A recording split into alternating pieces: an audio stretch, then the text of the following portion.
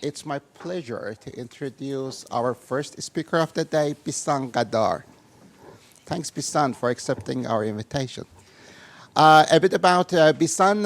Bissan at the moment, she is a full professor at Ivey Business School, professor in management science and sustainability. And also at the same time, she is a professor at DTU. So she is a colleague for us at Department of Technology, Management, and Economics. Before being professor at Ivey Business School and DTU, Bissan was assistant professor at University of Waterloo, where also she got her PhD. After getting her PhD and before joining Waterloo as assistant professor, Bissan was at IBM Research Center in Dublin. About her research, she's working at the interface of optimization and machine learning for different applications, including applications for energy systems, water, and transportation. Bissan published a lot of amazing papers in very highly prestigious venues. For example, at SIAM Journal on Optimization, Mathematical Programming, and Transportation Science. So in the next 3 hours, with some breaks, not 3 hours in a row, I hope, Bissan will talk about conic relaxation for energy systems. Bissan, stage is yours. Thank you. Thank you so much, Jalal, for the invitation. And I heard a lot about this workshop from previous years, and it's really my pleasure to be here and to give you today's lecture. So as Jalal mentioned, today I'll be focusing on the optimization side. Like I work on both optimization and machine learning. But for today's class, we will be focusing on optimization and in particular how we can develop strong but cheap in the sense of computationally efficient relaxations and in particular for energy applications and energy systems. Okay? So let's go through the plan for today's lecture. So we will start by a general introduction on polynomial optimization problems. And I tell you why we're interested in such problems, and also the practicality and the applications of this problem. But at the same time, the difficulty that this problem encounters, especially when dealing with large-scale and real applications. And that's really my main focus in terms of research interest, and what I did my PhD on is on polynomial optimization from an abstract sense. And then later on, I moved to applying these polynomial optimization techniques to applications, and in particular, water, energy, and transport, as Jalal mentioned. Going from polynomial optimization, then we will talk about semi-definite relaxations. So how we can go from a polynomial optimization problem and try to relax this problem to something more tractable, something we can solve, where solvers exist that can allow us to do that. And in particular, I'll talk about semi-definite relaxations that are relatively expensive, but at the same time, they provide strong relaxations. Okay? So I think in the sense of the flow of this talk, we will start with very expensive relaxations, but that are very strong. And then I'll go to second-order cone relaxations that are a little bit cheaper, but a little bit less in terms of the quality of the solution. And then I'll focus on a particular application, which is the optimal power flow.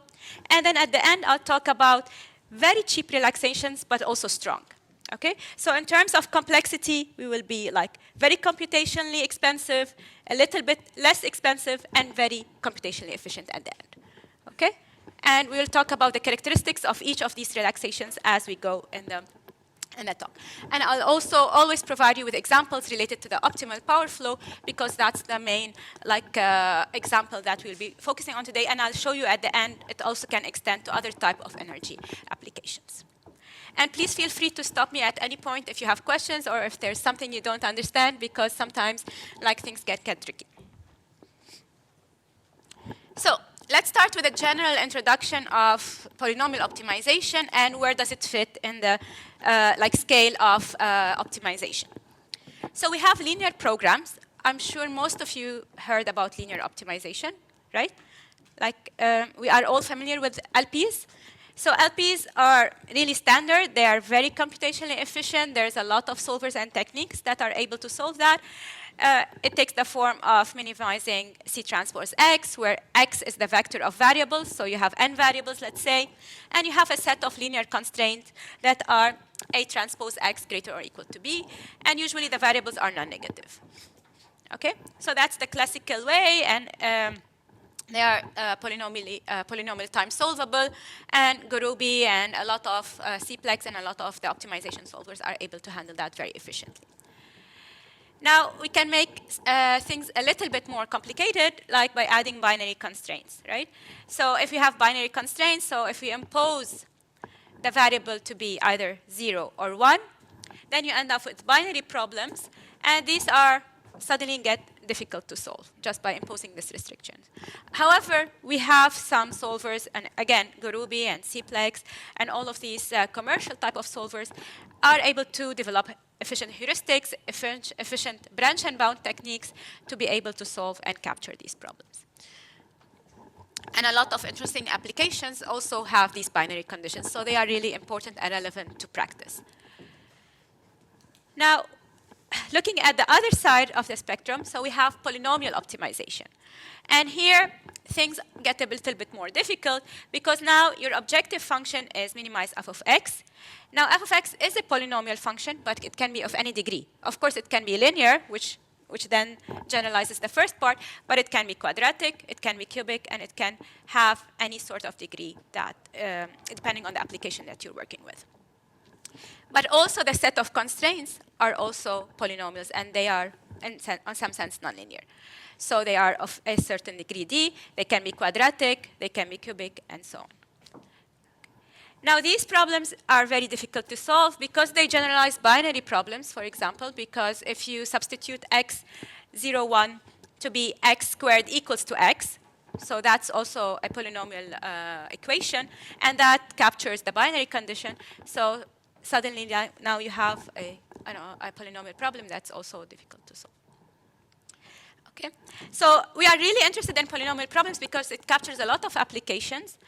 However, it has like complexity in terms of it's difficult to solve, it's NP hard, and again, there are different techniques that are available that I will mention and talk about, but it's not like really something that is easy to handle. Just to give you a little bit more of a motivation of polynomial optimization, as I said, it handles a variety of problems. Linear problems, as I said, binary problems, complementary problems as well, and bi-level optimization, and so on. So, of course, it doesn't generalize nonlinear optimization because nonlinear you can have any function. Here we'll be focusing just on polynomials, just to give you a sense. So I'm not talking about any nonlinear function, just polynomial functions, because that's the main thing that we were talking about. Okay, so let's consider again the following problem. Minimize f of x, where gi of x is non-negative. Now, what we want to do is the following. So we want to develop new methods to solve general polynomial optimization problems. Of course, solving general optimization problems will be difficult because then you cannot customize it to the problem, and you have to have something very general. Okay?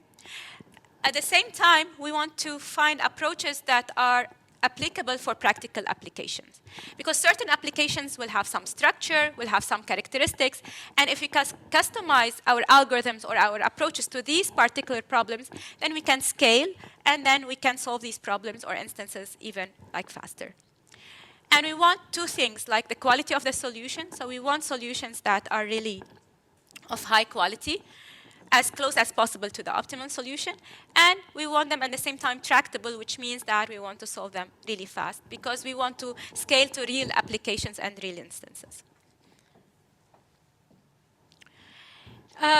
Just to show you a little bit about the types of relaxations that we're looking into for polynomial optimization. I already talked about linear programming. We will not talk about relaxation for polynomial optimizations using LPs, although there has been a lot of relaxations using linear programming, but they are very weak. So they provide bounds that are really of low quality, and they are also expensive to solve because you need a lot of these linear equations or linear type of approximations to handle that. There is the RLT type of technique that is linear, and it's based on linear optimization, and that really works efficiently, but I will not focus on that. Okay? Okay, so if you are interested in relaxations for polynomial optimization that are efficient and linear-based, they are called reformulation linearization techniques, RLT-based, and there has been a lot of progress in that direction. However, for the interest of today's lecture, I'll be focusing on second-order cone programming. So these are very similar to LPs. However, they can capture constraints of the following form. So norm constraints or convex quadratic constraints. Okay? So SOCP captures the following. And these are also like interesting problems because they can be solved efficiently. And at the same time, there are solvers out there that can handle these type of second-order cone constraints, especially Gurubi, Express, FICO, and MOSEC. Okay? So we'll talk about second-order cone relaxations using for polynomial optimization. And the one that we are most interested in today is semi-definite-based relaxation. And for semi-definite-based relaxation, I just want to spend a few minutes talking about that because I know most of you are familiar with LPs, but STPs is a bit a new type of area, or not everybody is familiar with that. So instead now of minimizing like C transpose X, where X is a vector of variables, now you're working with matrices. So here capital X is a matrix, and it's of dimension n by n usually. Like here, okay? And we have C as well as a matrix, so it's the cost function or whatever parameter function that you're interested in. So C transpose, Cx, we take the trace of that, and the trace of that is the following. So it will be, let's say you have 3 by 3, C11 x11 plus C12 x12 plus C23 x23 plus C22 x22 plus C33 x33. Okay, so this is the trace of the first term, or the first or the objective function. Again, because X will be a symmetric matrix, so you don't need x23 and x32. You can combine them in one, but you can also have them in one equation. So this is the trace of Cx, and X now is a vector, X here is a matrix, and it's of dimension n by n. In this case, we took an example of 3 by 3. And the same thing for the constraints. You have the trace of Ai, X equals to Bi. So now you're working with matrices instead of vectors. And instead of having X, the vector X being non-negative, now you have the matrix. So this is a matrix X is positive semi-definite. Okay? So you want the matrix X to be positive semi-definite, which means that the eigenvalues of this matrix should be non-negative. And this is a stronger constraint than X being non-negative.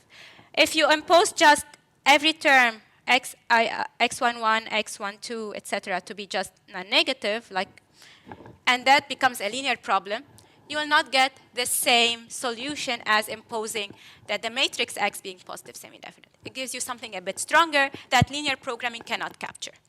And that's why usually the solution for combinatorial problems or binary problems using SDP provides with a stronger solution than the LP relaxation of these problems.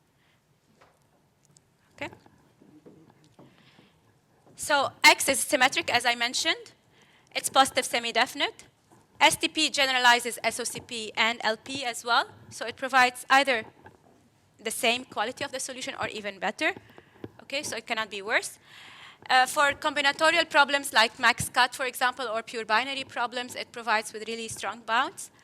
For ACO-PF, as we will be seeing also later, it's one of the tightest relaxations for these types of problems.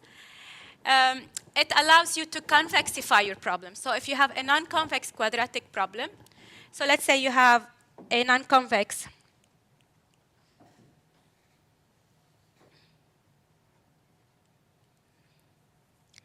here, I'll put it here just to be on the side.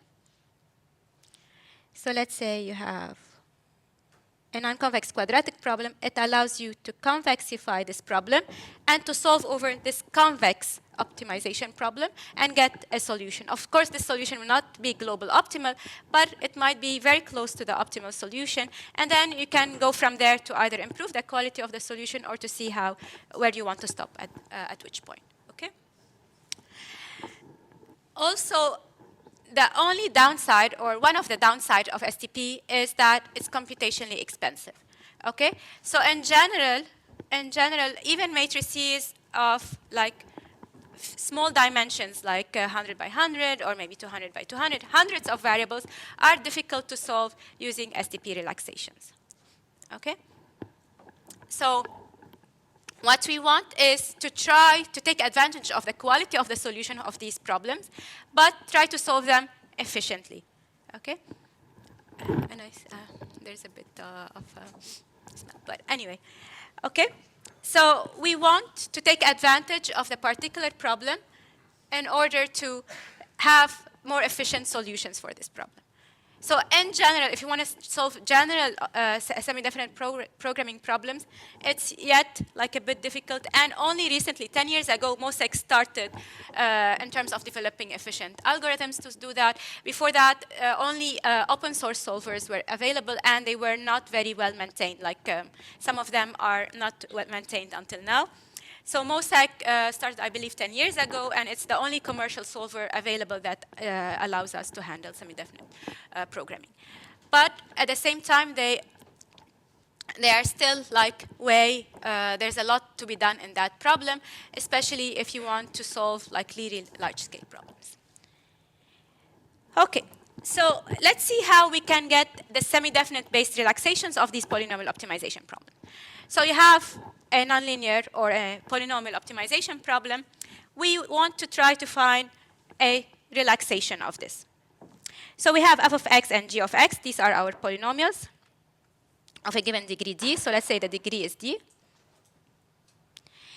Now I will take what we call the dual of that. I will try to maximize lambda, where f of x minus lambda is non-negative. Okay? Over this domain set S, and S is just a feasible region that includes all the constraints gi of x non-negative.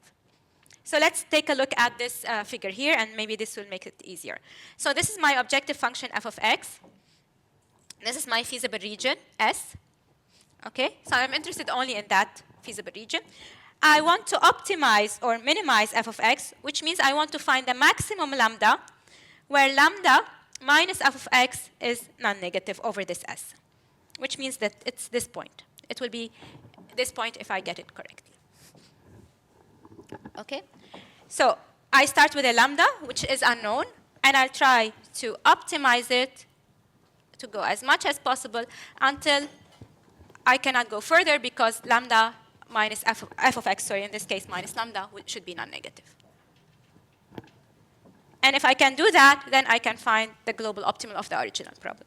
So I'll be now interested in this, where we are maximizing a unknown, a given variable lambda, and I want to minimize it, or here maximize it, sorry, over f of x minus lambda non-negative. Now, I will replace non-negative over this domain set S by the following cone. So this is a new cone that I will define, PD of S. And this is the cone of non-negative polynomials that are non-negative over S with a given degree D. Okay? So I'm transferring this polynomial original problem to a conic type of problem. So I went from polynomial to a cone. However, this cone PD of S is very difficult to solve over.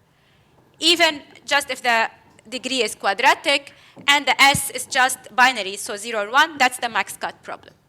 Okay, and it becomes very difficult. So instead of solving over that, I will relax this cone PD of S to another cone that is more tractable and something I can handle. And I will replace now PD of S with another cone. I'll call it M. And this M is more suitable because I know how to handle that. And now I will tell you how we can define M and how we can handle M.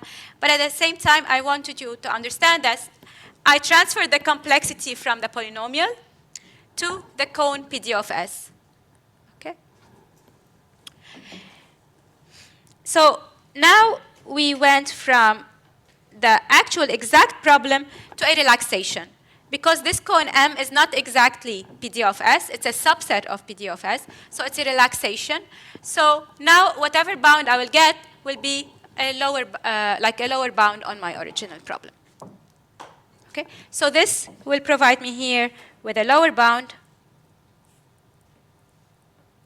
on my original problem, and the choice of this cone M will be a key component of how good my lower bound is and how high is the quality of the solution, or how good is the quality of my solution.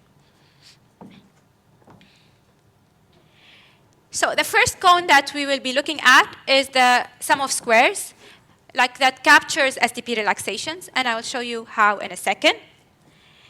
So we will define this cone K of R, and R depends on the degree. So we'll start with the lowest level, which is of degree 2. Okay? So if we are working with quadratic problems, it's degree 2. If I'm working with cubic problems, it should be degree 4. It's even, because sum of squares are even, of even degree. So R here depends on the degree.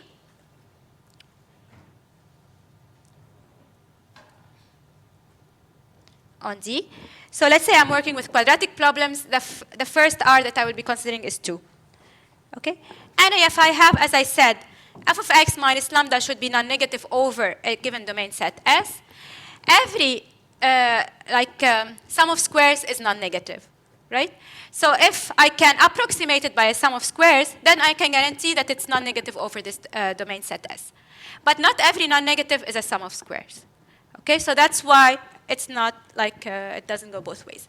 So I will approximate it by a sum of squares, because if I can approximate by a sum of squares, then I can say, okay, this is non-negative, and that's like a good relaxation from my side. Okay, so that's why I will work now with f of x minus lambda to be in this cone K of R, where it's the cone of sum of squares. And how I define that? Remember, I have two things. I want it to be non-negative over the domain set S. So I need it also to satisfy the inequalities gi of x non-negative. Okay? So I will define this cone as sum of squares to be non-negative, plus I will multiply also polynomials that are sum of squares by gi of x. And because sum of squares are non-negative, and I want gi of x to be non-negative, their products are also non-negative. And I'll talk about it in a step-by-step in a second, but at least that's the general idea. Okay, is it clear? So I have polynomials that I will also create other polynomials that are sum of squares, and I'll take products of these polynomials together to ensure that these stay non-negative. And R, as I said, depends on the degree. So the first R is 2 if it's quadratic. But then I can go up in this hierarchy. So it's not just a relaxation, it's a hierarchy of relaxation. And it's inspired by the work of Lasserre and Parello that started in 2000. So they created hierarchies of SOS relaxations that grow at each step in terms of the degree. So if you have a quadratic problem, you will start with degree 2, as I said. But then you can create another hierarchy of SDP relaxations that are of degree 4, that are of degree 6, that are of degree 8. And as you go up in the hierarchy, you improve your bound. Okay? However, that comes at an expense because your polynomials are increasing in terms of dimension, which means that your SDP relaxation is becoming bigger and bigger. However, the good theoretical side is as you increase, eventually you converge to the optimal solution of the original problem. This is going to be super expensive, but at least there's a light at the end of the tunnel. You will get your optimal solution as R tends to infinity. And usually, you only need to go 2 or 3 levels up to be able to get, like you don't really need a lot, depending, of course, on the problem. And especially in ACOPF and optimal power flow, you don't need more than 1 level up in typical problems. Sometimes the first level is even enough for optimality. And that's why STP relaxations are really powerful for OPF because they have a very strong quality in terms of the solution. Okay, so that brings me to the first part that, okay, we have very strong relaxations that eventually converge, but they are super expensive to solve, and the computational complexity is very high for these problems. So are they worth it? And that's the question we'll try to answer. So to give you just a bit more details of how you can solve that in practice or how can you implement that in practice. So I talked about cones, which might be a bit of abstract. So let's take a closer look of how we can implement this optimization problem. So remember, we have maximized lambda, where f of x minus lambda is non-negative, and we said that it's going to be sum of squares. So we will be creating this first polynomial, S0 of x, which is SOS. And this is of degree r. And then these are also polynomials that are sum of squares, and these are of degree r minus the degree of g.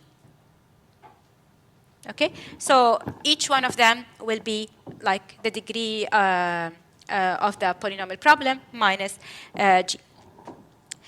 So S0 of x, let's take an example, for example, where you have like 3 variables. So you have only a variable of dimension 3. So x1, it's a quadratic function with terms x1, x2, x3. So this S0 of x will look as follows.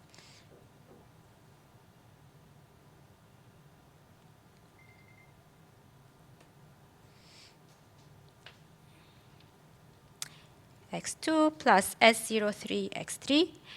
Plus, you will also capture all the S11 x1 squared plus S12 x12 plus S22 x2 squared plus S23. No, sorry, x13 plus S13 x1 x3. Sorry, here x1 x3.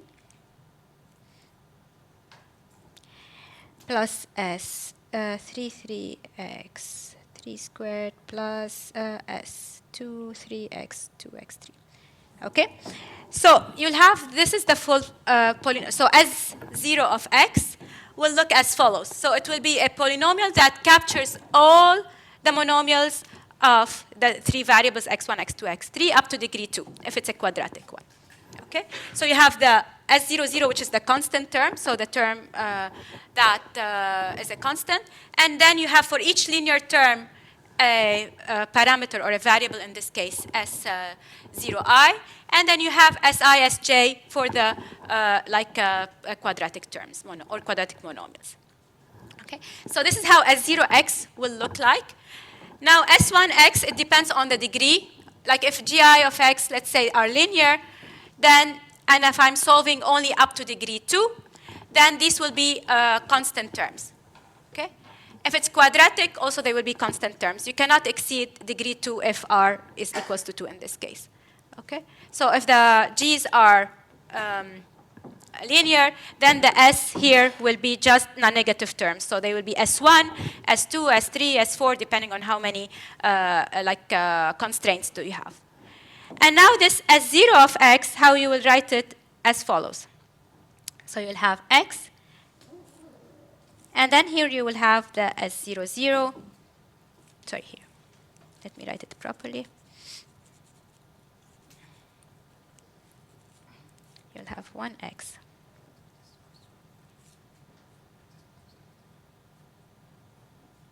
And here you'll have all the S terms, the S00 up to like the S33. Okay? So you'll have this S matrix that contains all these terms that are multiplied by the monomials. And now I want this to be positive semi-definite. And that's how I come up with the STP relaxation. So I will go from these polynomial optimization problem to equating monomials of the left side to be equals to monomials on the right side, and then imposing at the end that this S matrix needs to be positive semi-definite. So again, let me explain that again. So I will solve maximize lambda. And then I have f of x minus lambda is equals to all of these terms. However, now these equalities, I will replace them with LMIs, so linear matrix inequalities, where I have for each monomial, I will have an equation. So for the constant term, I'll have an equation. For the linear terms, I'll have a set of equations. And for the quadratic terms, I'll have a set of equations. And then I will impose at the end that this S matrix, which is the sum of squares, to be positive semidefinite. Yeah. I want to know what size of S matrix is. Yeah. Rows is number of constant, G constant probably, and columns. So the S0 is only dependent on the number of variables and the degree of the problem, the S0. The SI depends on the number of constraints and the degree of these constraints. And in this case, if I'm again working with a quadratic problem and the GIs are just linear, these will be just constant variables. Okay? So S1, S2, S3, and they will be non-negative, just having a non-negative. They will not be STP matrices as the first one. Okay? So the first one only depends on n, the number of variables, and the degree of your problem. The SI depends on the degree of the constraints, and I will have as many SIs as the number of constraints that you have. Is that clear? Yeah? Yeah. Any other questions about this part? Because that part is critical because it will depend on a lot of things later on. Yeah? If my constraints are quadratic, it means I cannot choose R as 2. No, you choose R as 2. No, you can choose it R as 2, and SI will be constants as well in this case. Yeah? So R is the minimum R you can have is the degree of your problem. So if your constraints are quadratic, you can still have a quadratic. If your constraints are cubic, then you need R to be 4. Okay? And then the C will be also a constant. If R is 4 and your GIs are quadratic, then your SIs can be also STPs because they can be of degree 2. And there are different things that can be tested, or what is the best degree that can be chosen for these SIs, but at least you can cap it as the degree of G minus, like R minus the degree of G. Any other questions? Okay, so now you have the STP relaxation, and this STP relaxation is imposed on the S, and as I said, like we will start with R, whatever is the degree of the problem, but then you can grow it, and as you grow it, your bound will improve. So if you start with a quadratic problem, you start with R2, you will get a certain bound. If you get R4, you will get hopefully a better bound, not necessarily guaranteed. If your R is 6, and so on, and you can improve, and eventually you can converge to the optimal solution. But your STP matrix is growing because that's the dimension of S0. So S0 here, the dimension is n plus R, choose R. And these depend on the, again, degree of G. But at least the biggest STP matrix is the S0 of X, and that's expensive. Imagine you have 100 variables, and R is 2. That's expensive. If R is 4, it's even more expensive. And going up in the hierarchy, even for like 30 variables and degree 2 becomes expensive. So just 30 variables. So imagine if you want to solve an ACOPF with thousands of buses. So let's take this simple quadratic example. So we have here a quadratic objective function with one linear constraint. And these are binary constraints. There are 3 of them. So 3 quadratic constraints. And this is the objective function. OK?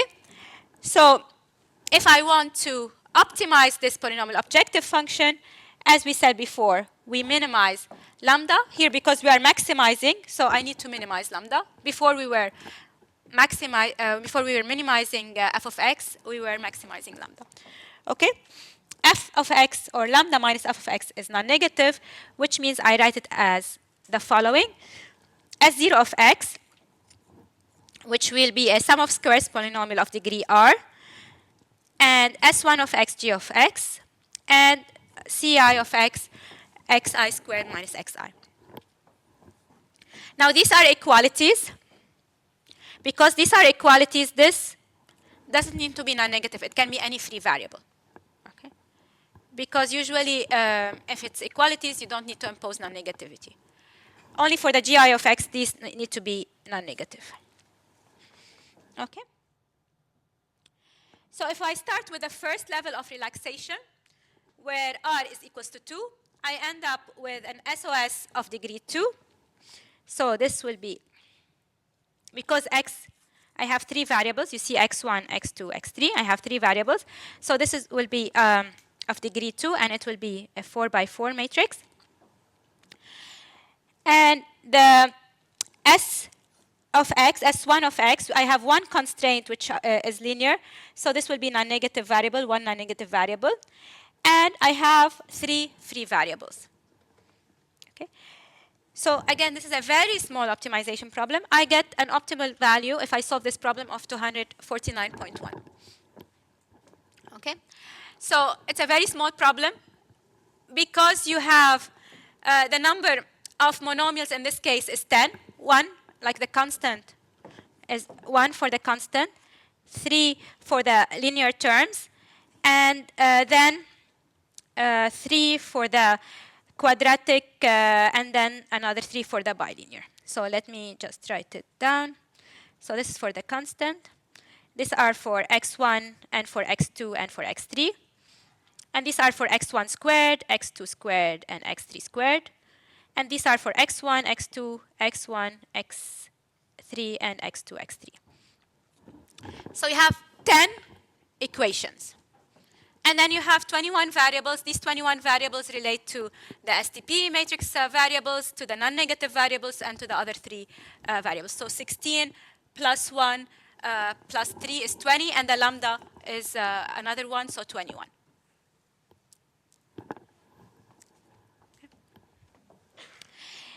So if I solve this problem, the constraint matrix looks as follows. So this is how the constraint matrix looks like.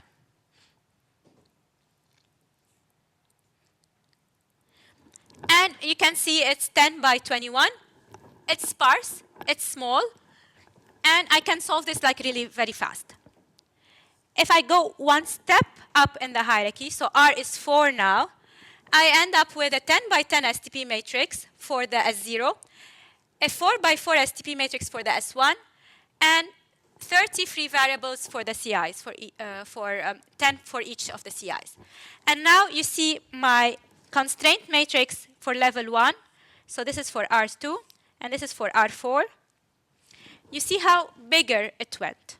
And only, again, this is for 3 variables and a simple quadratic problem. And if I go one step up, R equals 6, you can see this is the 2. This is R equals 4, and this is R equals 6. Okay, much, much bigger. And the bound improved. Now it's the optimal value, it's 164. So the bound before is improved from 249 to 226 to the optimal, which is 164. But the time is getting worse and worse and worse. So imagine if you have like a bigger problem, how much you need to, like your constraint matrix will look like. Although it has a nice structure, but it's getting bigger and bigger. Any questions before we go to the next part? Yeah. There's the trade-off, of course. Like if you stay in the first level, you are the most efficient in terms of time, but the quality might be good, might be not very strong. So it really depends on you. And sometimes you cannot even go one step. You cannot even, like memory issues and time issues, so you cannot even target R equals to 4. So you are forced to stay in the first level. So it really depends if you can. And sometimes you're even optimal from the first level. So why would you want? If you just want a good quality solution. So. But R equal to 2 is equivalent to linearization? No, it's the STP. It's the basic STP relaxation of the problem. So it performs better than linear approximation? It performs, like, it depends which one, but it performs better than the standard, I would say, linear. Yeah. Can the optimality gap be measured Like, or approximated? not for the general case, no. Like you might even converge very, very slowly. Like we have like examples that are a bit tricky that you really will like improve very, very slowly, and you need a lot of iterations in terms of increasing your hierarchy to get better and better. So there's no theoretical proof. Maybe for some particular applications, yes, but no, in general, no. Yeah. Our S1 X was of degree 0 when R was 2, because the problem was linear, like the constraint. This one, you mean? Yes. Yeah. So before the constraint was linear. Yeah, yeah. But why is it degree 0 if R is 2? Because you cannot put it of degree 2. Because then 2 times 1, it will be like degree 3. If it's a quadratic times G1, it's degree 3. So the highest degree that you can put here is 0. You cannot have linear. Like some of squares need to be of even degrees.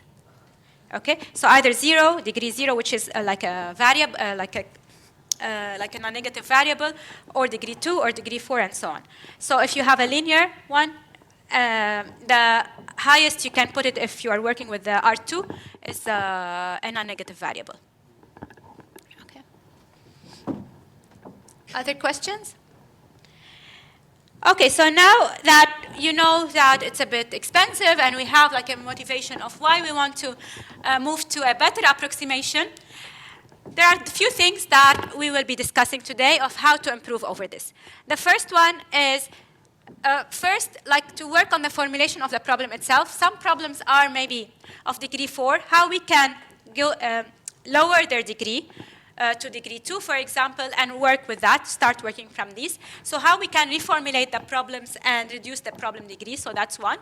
The second one is instead of working with STP relaxations, are there some other types of relaxation that are cheaper? And we'll talk about the second order cone relaxation. And finally, the last part, we will talk about using STP relaxation, but in a smarter way. How can we exploit the sparsity, and how can we exploit the structure of the problem to get, instead of this big STP matrix that we were generating, much smaller STP matrices that are of smaller dimension. Okay? So let's start with the first one of how we can use cheaper relaxation, and in particular SOCP, or second order cone. Again, looking, maybe I'll start with this one, it's better here. Looking at, remember our S0 of X, it's a big STP matrix. But we know that if we take each 2 by 2 principal minors of this matrix and make it non-negative, that's an approximation of the STP. And that would result in second order cone relaxations. So we will be defining the following. So these are 2 equivalent things that I just talked about. A SDSOS, or a scaled diagonally dominant sum of squares. A scaled diagonally dominant sum of squares polynomial has the following form. The first term is the monomials multiplied by a non-negative variable, and the other terms are the combination of monomials, and they are squared. These can be written as the following. So we have the following. So for each 2 monomials that I have, so I take every pair of monomials, I take them together, and I have this Q matrix. This Q matrix has the following terms. And it should be positive semi-definite, or like the determinant should be non-negative, which means that Q11 is non-negative, Q22 is non-negative, and this equation should hold. Okay. And this is just a rotated cone, a rotated second order cone, and I can write it in the following form.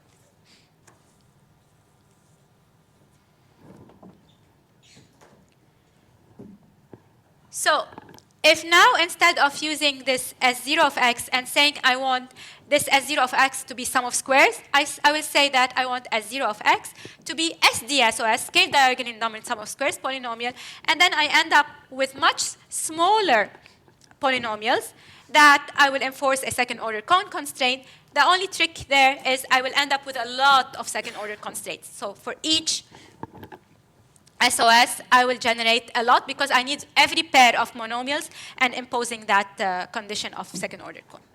Okay? So I will have, again, a lot, and then that depends on the number of monomials. The only thing there, or the positive side there, is that sometimes not all of my monomials will appear in the problem.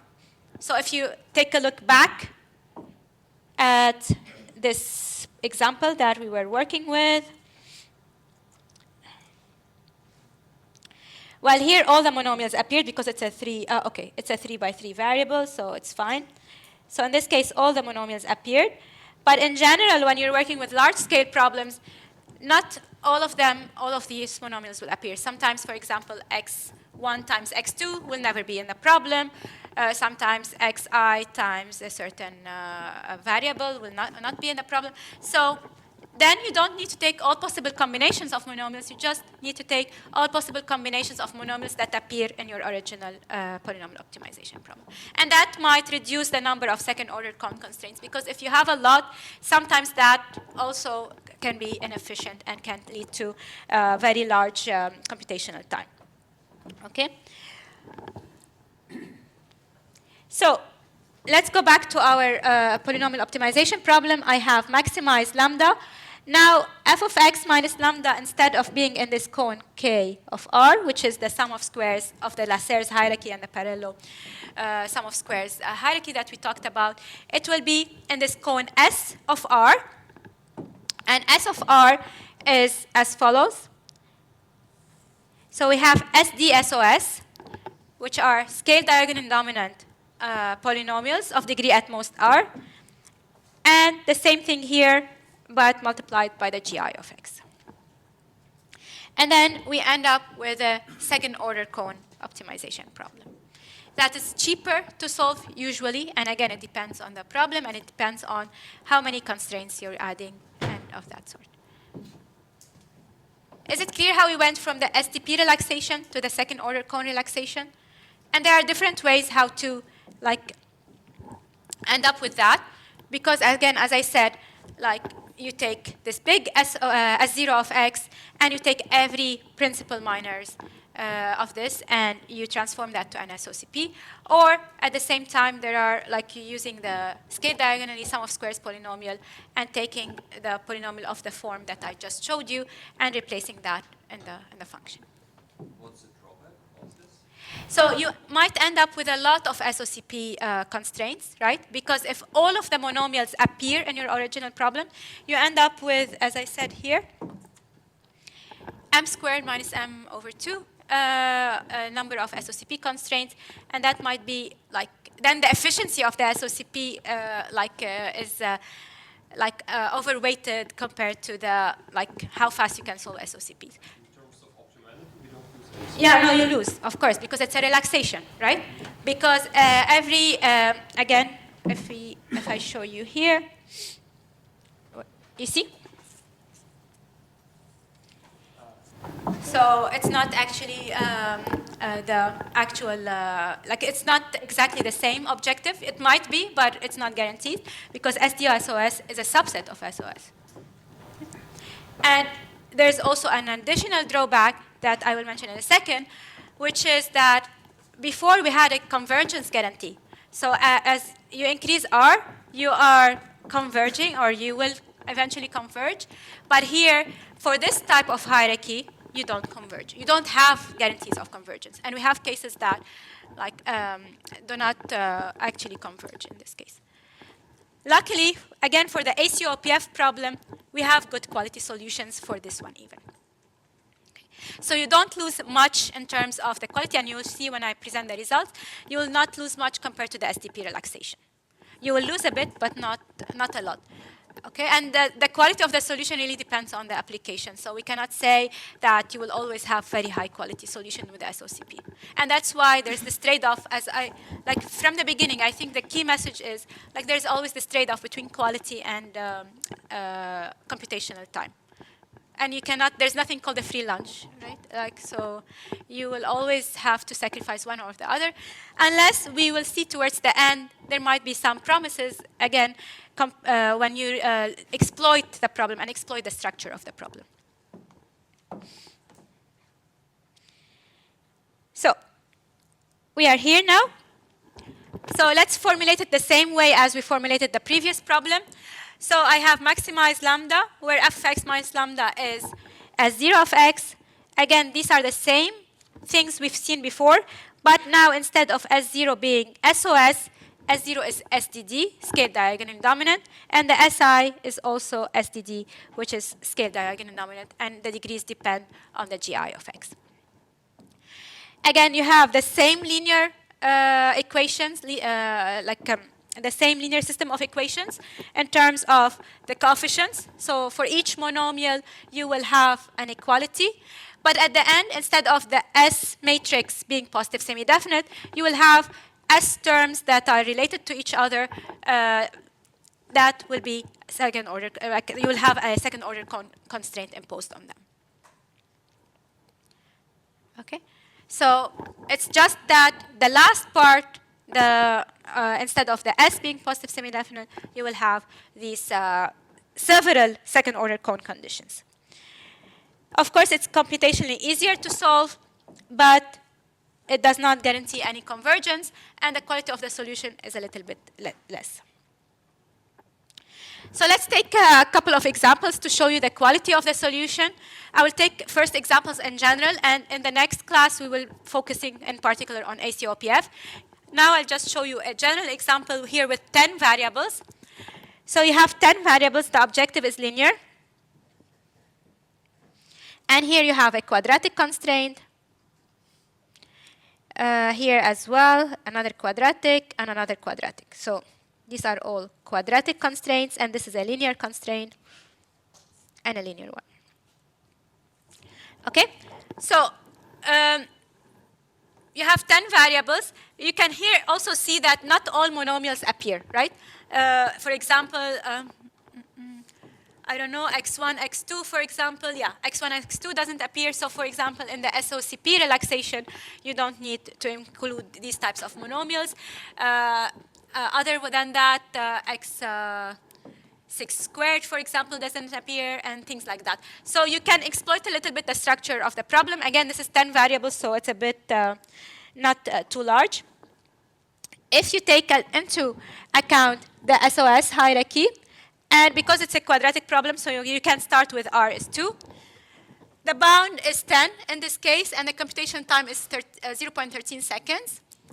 You go one level up in the hierarchy, it's 7.6, so you improved. And one level up, you were able to find the optimal solution. And there, how you can prove that this is the optimal solution, there are a lot of other things that can be done to show that this is actually the optimal. Either you generate a feasible solution and then you have a bound, or you can get like some sense of the monomials and see if they are actually like x1 times x2 is actually equals to x1, x2, and so on. But look how much time it took. It took from 0.13 seconds, we went up to 2,600 seconds. So that's a lot, just again for a 10 variable problem. If you take a look at the second order cone hierarchy, in this case, we were able to converge to the optimal. Again, this is not guaranteed, but we were able to do that. And we went from 0.04 seconds to 100 seconds. So that's a big in terms of the computational gap in terms of both of these problems. And you can see here on the logarithmic scale, both relaxations and the optimal value. How does it compare? And how fast did one get to the optimal solution? Okay. If we take a look at a bigger example with 15 variables in this case, and again, the objective is linear, and we have some quadratic constraints and some linear constraints. Here, it's even more dramatic because for R6, going back to your question, we couldn't even solve R equals 6. Okay? So we were able to only solve R2 and R4. And we didn't get the optimal because we found a bound of 8.06, which is not the optimal. While on the other side, for the SOCP, with the 640 seconds, we were able to prove that this is the actual optimal. And to prove that, either, again, you can solve it with a global solver, or you can check some optimality conditions at the end, and you can extract a feasible solution from there. Okay. So here you can see a case where like you are not able to solve that to optimality and using the STP hierarchy. Any question? Yeah? How it compares with interior point method for solving the original nonlinear problem? So actually the STP relaxation are solved using interior point methods. But you mean like using IP-opt or any other? So that is a local solver, right? Like it doesn't guarantee any optimality. So it can provide you with a local solution, and that provides you with a bound, with a lower bound. So then with a lower bound from this relaxation and an upper bound from your local solver, then you are able to have a quality of the solution. My question is that for this problem that okay, it's okay. Yes, for this problem that it takes 600 seconds, for example, how much IPOP takes time? Yeah, maybe like 1 second or maybe less. Also now Gurubi is able to handle these problems and they are able to solve them very efficiently, right? So I would say it really depends on the solver and on the problem itself. Some problems, even if they are very small, they are not it depends on the complexity, and some solvers cannot even solve these problems to optimality. It really depends. I didn't try it with Gurubi or with Baron or any of the local solvers for this example, but it's application dependent. Sometimes they can give you the optimal, sometimes they will give you just a local solution. And I will show you later on for the ACOPF, we tried just giving it to Gurubi with a 6-bus instance, and it took like a lot in terms of computational time. And the 9 instance, it wasn't able to solve, and the other test, like as you go up, you are not able to handle these problems. So it's really instance dependent, and I cannot say anything about that. But at least here you have a quality of the solution. You know that this is a lower bound, and then with a feasible solution using any of the local solver, you can get an upper bound, and then you have, okay, this is a good quality guarantee. Just a recap of what we talked about before the break. So I talked about general polynomial optimization problems. It's really interesting because it captures a lot of variety of applications and practice. And we talked about 2 types of relaxations for these problems. The SOS hierarchy, which is sum of squares hierarchy, which can be reformulated as an STP relaxation. And we talked about the scale diagonally dominant SOS hierarchy, which can be reformulated as an SOCP type of relaxation. And we saw the pros and cons for both of them. And now, moving forward, what I want to do is to focus on the ACOPF, which is, I think most of you are familiar with, which is an application in the energy sector. And from there, also show you how these can be applied to ACOPF and how can we improve a bit further to handle large-scale OPF type of problems and eventually extend it to other type of energy applications that are even more difficult to solve. So why are we interested in OPF? Or in general, why are we interested, again, going to the polynomial optimization framework? Polynomial optimization, as I said, models a lot of real-world decision problems. So that's why we're interested in them. Because a lot of the problems or of the networks that we're dealing with in energy, in water, and gas, they have a lot of commonalities. Okay? So they have the operational constraints, but they also have physical constraints that are usually non-convex and non-linear. And for example, in energy, we have the power flow constraints that are non-convex and non-linear. In water networks, we have the friction loss type of equation that is non-linear, and gas networks as well. So they exhibit really similar characteristics. And these are all can either be modeled as polynomial optimization problems or approximated very easily or in a very good way as polynomial optimization problems. Also, we have non-convex objective function, and we have a combination of discrete and continuous variables, especially for example, in optimal power flow, once you add on top of that unit commitment, you end up with some discrete decisions. If you work on optimal transmission switching, you have also binary and discrete decisions. And also sometimes you have uncertainty in the parameters, so these are also can be interesting because you have uncertainty in the demand or in the power supply or in the electricity prices, and that impose another level of difficulty on these problems. For today's, again, class, we'll focus on deterministic type of problems, so just polynomial and deterministic without any consideration of uncertainty, although it's something also we're working on and we're interested in, how we can incorporate uncertainty on top of polynomial optimization problems. So these are the challenges, like we have non-convex problems, we have difficulty in terms of the scalability of the problems, but at the same time, we have constraints that are very structured, like the network of the water network or the energy network is very sparse. So not all buses are connected to all buses. Not all pipes show up in the water network, for example. So some nodes are connected, others are not connected. And that makes things a bit easier to handle. Okay. So focusing on the ACOPF now for a bit. We're interested in OPF because, first, it's the backbone of a lot of other optimization problems in energy networks. As I said, like unit commitment with ACOPF, so ACOPF is a core component there in terms of optimal transmission switching, in terms of transmission expansion planning. All of them have OPF there. Also, like OPF is interesting in general because it allows you to determine the optimal operating point of the electric power generated. And also in terms of utilities, they are very interested in this because even a 1% improvement in terms of the bound or the solution allows for billions of dollars in terms of savings. So it's also critical on their in terms of the like amount of money being saved. It's challenging because it's non-convex as well, and like a global optimal solution for general or large instances has been not easy in the past to be found. But since the work of Lavelo from 2010, like they show that the STP relaxation has been performing really well on these types of problems. And since then, STP relaxations in particular became very popular. So before that, when we were working on polynomial optimization problems and STP relaxation, it was mostly on abstract type of problems like graph partitioning, max cut, and these types of problems that maybe didn't connect to practice.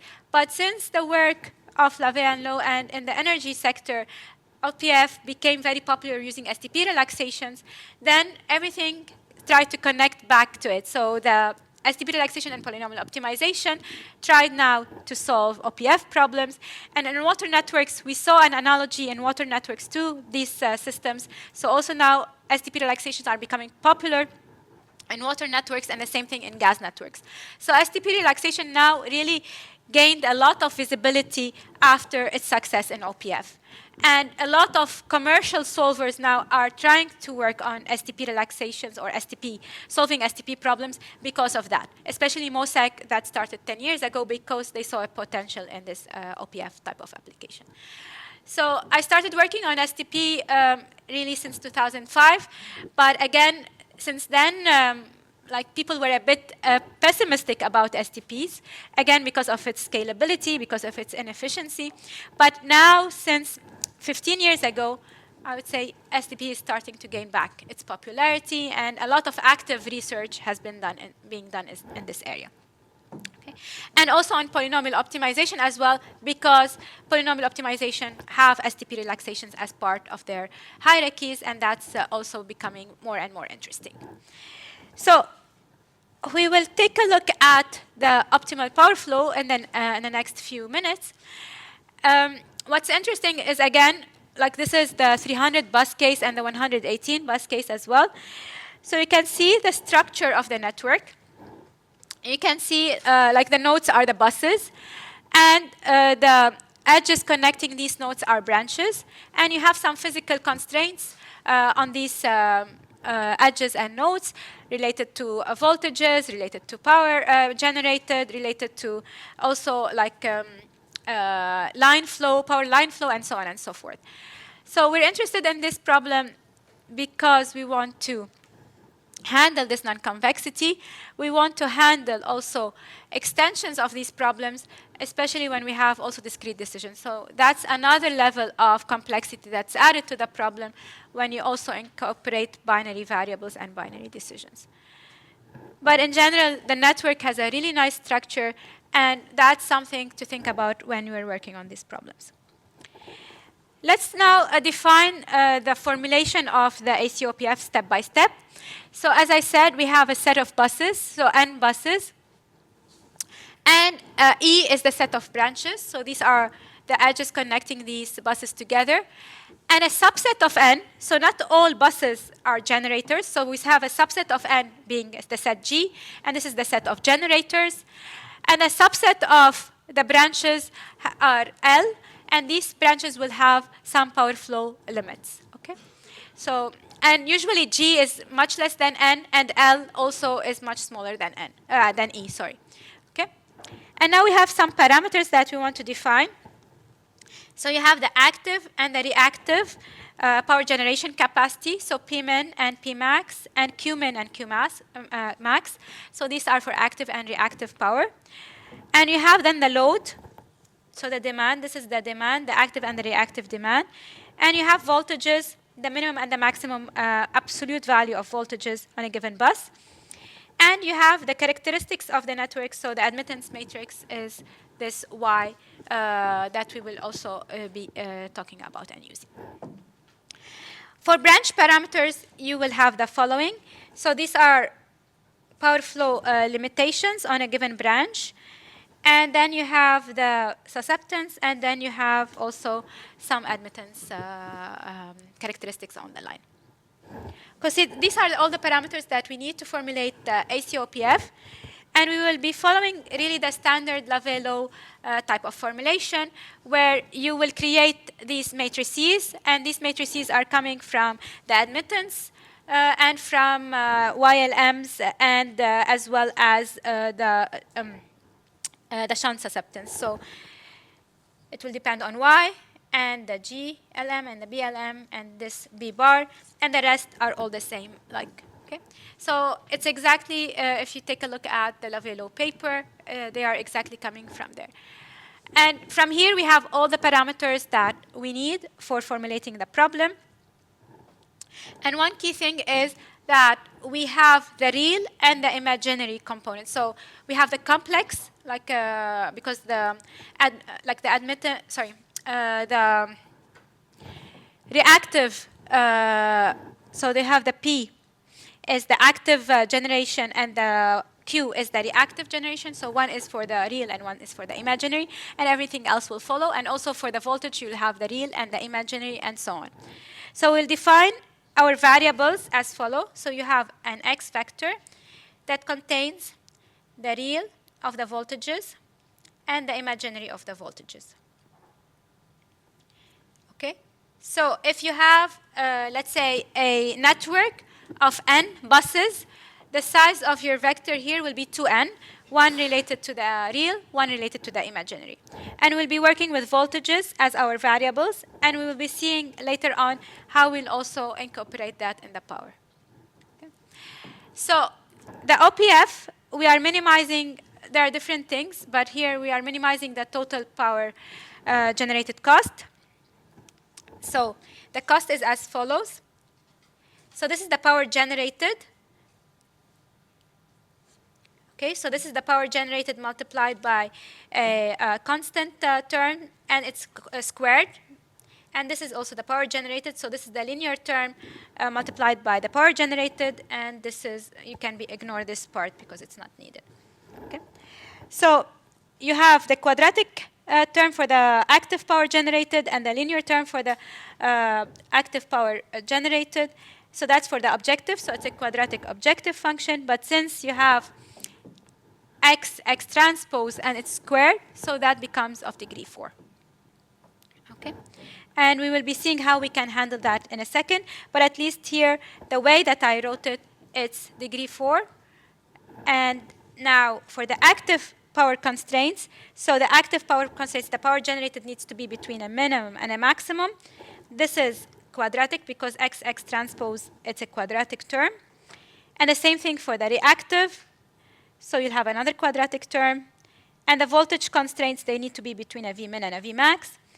And the power flow limitations, again here, these are quadratic, but they are squared, so they are of degree 4. So the full problem becomes a polynomial optimization problem of degree 4. And these are typically the constraints and the objective function that you can use to formulate this problem. Now, the only thing is here, we can do a little bit better to help reduce this problem to a degree 2. And I'll show you in a second how. Yes? Like there are different formulations for ACOPF, to be honest, okay? So there's the rectangular formulation, there's the Ivey formulation, there's the complex formulation. There's a lot of formulation that exists out there. For the purposes, again, we followed the Lavelo type of relaxation to have a consistent way of dealing with this problem, and that's, I will show you how we end up capturing the Lavelo relaxation and even able to improve on top of that with the hierarchy. But that is not the only way you formulate this problem. And you can use the angle, voltage and angle formulation. So yeah, again, it really depends on what are you trying to use and what type of relaxations you want to come up with. And there is, in the literature, there's not one way it's better than the other for sure. Like it hasn't been compared and discussed that saying, okay, this type of formulation is the best for OPF. No, there are a lot. I'm guessing that it depends on the use case, like what you are looking at in the system, because the voltage goes with the active power flow in the system, or one goes with the reactive, and depending on what you use as a decision variable, it might ultimately influence, like, at least this is what I'm thinking, because there must be a reason why and decision variable should like optimize for something. Yeah, but they're all related to each other, and I'll talk about that in a second. And you can see that how the voltages relate to the active and how they relate to the reactive power and to the consistencies in terms of the physical constraints. So just give me 1 second to talk about this again. Okay? So this is a degree 4. And if you want to start with that type of problem, it's really expensive to solve because, again, starting with degree 4, you can only capture like maybe a very small amount in terms of the number of buses. So you cannot scale. And there are some papers that look into this type of problem and look at the complex also, not just this type of problem, but the complex formulation of the problem and how it goes up in the hierarchy in terms of the complex hierarchy of polynomial optimization problems. So what we do is we first, as I said, like reduce the degree of this problem by going from degree 4 to going to degree 2. And how we do that is we define a new variable here. So we'll take this variable and we'll call it PG. And we'll add another equality saying PG is equals to this particular term. Okay? And the same thing we will do for this. We'll define a new variable. Here we will call it PLM. And this we will call it QLM. And we will define equations that saying PLM is equals to this term and QLM is equals to the other term. And in that sense, if you take a look now at the new reformulation that we just did, now the objective function is quadratic and the constraints are all quadratic as well. Now, we added an additional equalities so that also like it's not for free. Again, like you are now degree 2, but with an additional equalities. However, you know that the number of generators compared to the total number of nodes in the system is not too much. And also, sometimes you don't even have these power flow line limitations. So the L can be even like empty because some instances, especially in the PGLib, don't have this limitation. Okay, so the number of additional variables is really relatively small compared to what we had before. And now we have it as a quadratic problem. It might be relatively a bit better in terms of handling this and solving this type of problem. Okay, so now we have an OPF of degree 2. And these are the types of constraints. Again, we have like minimizing the cost of power generated. We have active and reactive constraints, voltage limitation, power flow limitation, and these are additional constraints to add consistencies to the previous equations that I just described. Okay. So just talking about this particular problem, so it's a polynomial optimization problem of degree 2. If you solve the first level of hierarchy for the SOS, you are exactly able to capture the Lavelo relaxation, the STP relaxation that was proposed and presented in 2010. So if you go one step level up, you are able to improve on top of this. And if you go more and more, you are going to even improve further. So whatever you're going to do here, in terms of solving the SOS R equals 2, is exactly the same bound as the level and low. And we have a paper that shows that, or we have the proof of that. We're exactly solving the dual of that problem. And in terms of bounds, we get the same bounds and we get the same exact performance. And if we go one step up, like so, if we instead of 2, we do 4, of course, we're going to get a better bound. And in most cases, usually, like the 4 is the optimal. Like you don't need really to go up more in terms of the OPF type of applications. And sometimes even the 2 is enough. Like the first level is enough.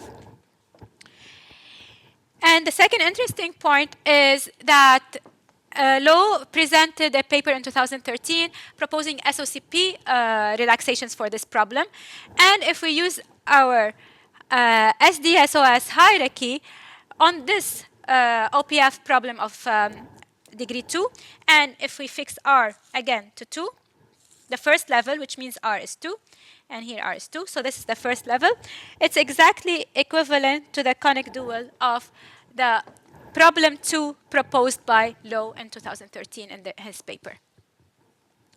So we were able to capture these types of relaxations, and even now, because we have a hierarchy, not just one level, then we are able to either go up or improve and exploit this in a bit get better bounds or better quality solutions. Okay?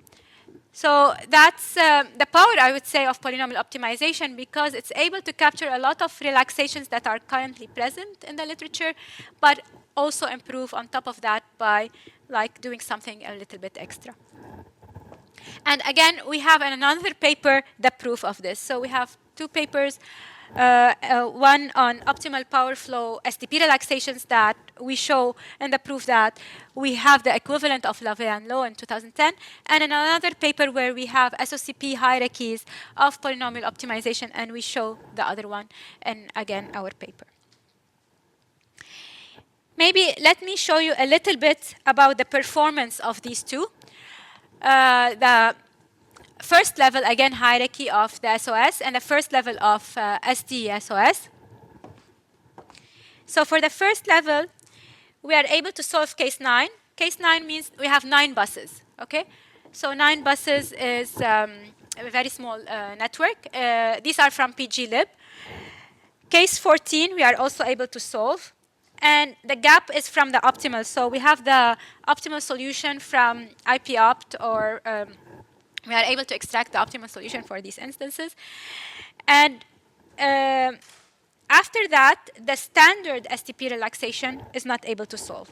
So all of these, we are not able to handle any of them. And these are very small instances still, right? 30 and 39 and 57 and so on.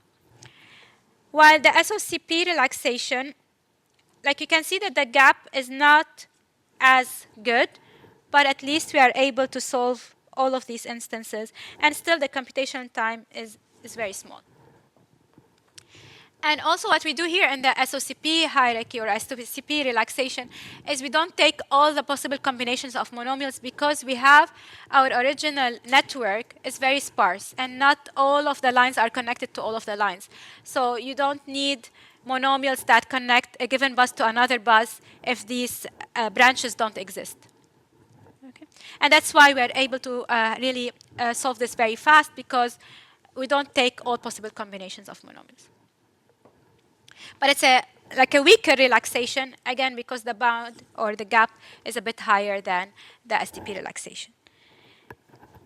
So now at least I showed you like we have a better type of relaxation in terms of computation time, which is a bit weaker, but at least we are able now to use SOCP to handle like some of these larger problems.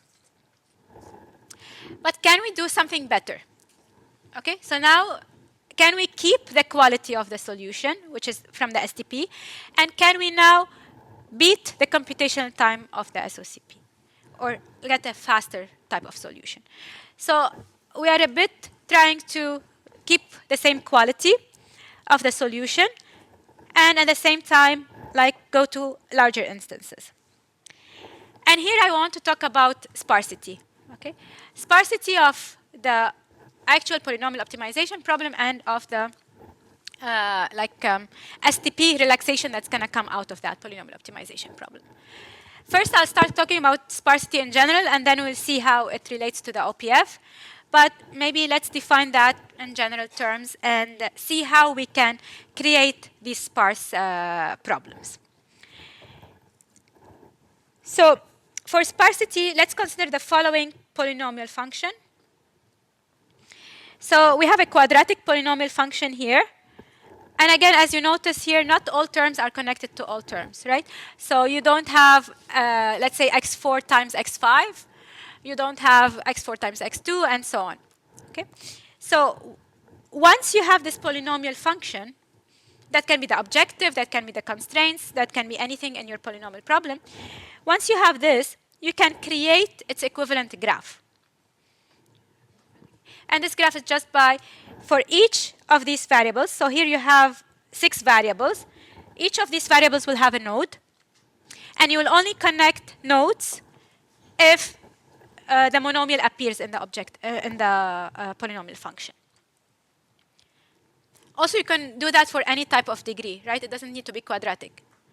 Okay. So only monomials that have xi and xj in these terms, you connect them to each other. So if you want to draw this one, so x4 is connected to x1 because you have it here. So, okay, so x4 times x1. x4 actually is not connected to anything else because the monomial doesn't appear anywhere else. And the rest of the graph, you can also create it in the same way. Now, once you create this graph, you can see it's very sparse, right?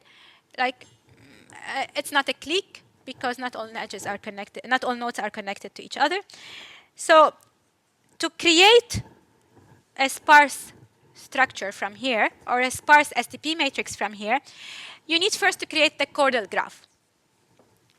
Okay? First, is this graph chordal? This one, is it chordal? Yes or no? And if no, why? Do you know what a chordal graph is? Okay, so that's a good point.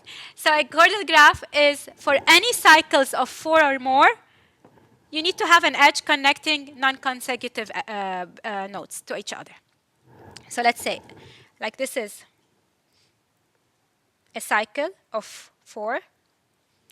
This is not chordal. To make it chordal, you add this to it, and now it's chordal. Yeah, so for every cycle of length 4 or more, like you need to have an edge at least connecting 2 non-consecutive nodes to each other. Okay. So now we went from a non-chordal to a chordal just by connecting these. So let's say this is 1, 2, 3, 4. So 1 and 3 are connected. Of course, there's another way to make it chordal. So it's not unique. So you can also put this one, right? And now it's chordal. So making a graph chordal is not necessarily done in a unique way. There are multiple ways. Okay, so given that definition, is the presented graph chordal? Sorry? Yes? No. Yeah, exactly. So you can see the cycle. Can you see the cycle? This is of length 4. And to make it chordal, you need to connect these two together. To 5 to 6 is chordal because x1 and x5 is connected to each other. Sorry? You can check the cycle x1, 2, x5, 6, x6, x1. X1, x5 connected, if that's not chordal. Yeah, but x1 and x5 are connected to each other. Already, like you have the 1 and 5 connected to each other, so you don't need that. It is already chordal. Ah, okay. Okay? So you only need this 3 additional edge, and this edge is called the fill-in, an additional edge that you added to make your graph chordal, and it's called the fill-in. So if you go here, so now this is called a fill-in, and that's used to make your graph chordal. How do you deal with x4? Because it ends, like, is that just disregarded? Or? Yeah, it's not like it's not a cycle. It's not causing anything. Because you can't draw a cycle. Yeah, It doesn't work. Yeah, it doesn't bother you. Okay, so you need one here additional node to make it chordal, and that's what we call a fill-in. And there's different ways to check how to make a graph chordal. There are different heuristics. There's the minimum degree heuristic. There's also the minimum number of fill-ins heuristic. And also there are a lot of packages out there that allow you to do that really easily. So you don't have to implement this your own. There's in the networks, I will show you an example in the networks package. It has that automatically and it does that. Okay? So that's how you make your graph chordal. And then once you have your graph chordal, you want to identify the maximum cliques. And the maximum cliques in this case are x1, x4, because that's on its own. It's not connected to anything. And then x1, x3, x. And this one. Okay? So that's another clique. And then x1, x2, x5.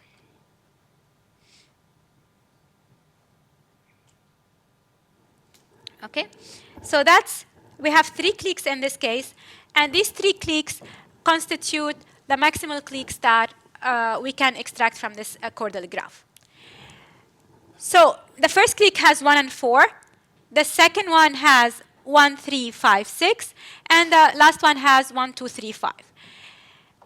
Now going from our full matrix, if you remember here, I have a big, like if I want to generate the SDP relaxation, I will need to create a big matrix of dimension 6 by 6.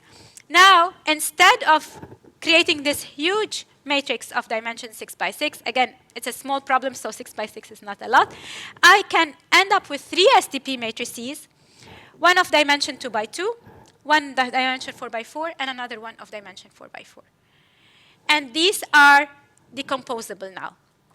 So I went from this big SDP matrix to 3 smaller ones. Now, why is that? Like, because these, like 1, 4, 1, 3, 5, 6, and 1, 2, 3, 5, are the ones that are needed to go back and get this original SDP matrix. Now, notice that here, you also have some component that you need to take a look at, is that the first matrix has x1, and the second one has x1, and the third one has x1.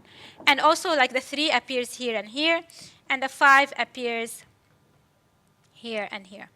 Okay? So you also need consistencies between these. So you cannot have x1 appearing in the first matrix and a different type of x1 appearing in the second matrix. So you need now linking constraints or linking equalities to link these 3 SDP matrices with each other so that you have consistencies among them. Otherwise, you will be creating like totally wrong or inconsistent SDP problem. Okay? So here, in addition to these 3 blocks that you will generate, you will add linking constraints to ensure that your SDP matrix is consistent with what you had from before. Okay? And how we create these linking constraints, I'll talk about it in a second as well. So as I said, the dense SDP matrix, if you take a look at the like a full optimization problem with the first SDP relaxation, the dense one is 6 by 6, while the sparse will consider of 3 blocks and each of is a smaller dimension. This is just a snapshot of the code of networks. There are different ways how to generate these cliques and these like decomposition. I just show you a simple example. So here I put all the edges. So this is the graph I just drew before. So you have x1 times x2 and so on. Or you can give it the polynomial function. And it needs to create the adjacency matrix of that polynomial functions, and it gives you the edges. From here, you try to make the graph chordal. And to make it chordal, as I said, there are different heuristics.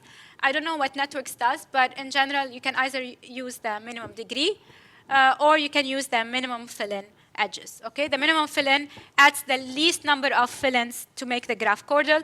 The minimum degree, you start with a node that is connected to the least number of nodes, and you delete it if it doesn't provide a cycle, and so on. And you go back, you go down in terms of the number of nodes, and you add only fill-ins whenever a node is connected to other nodes that are not connected to each other, okay?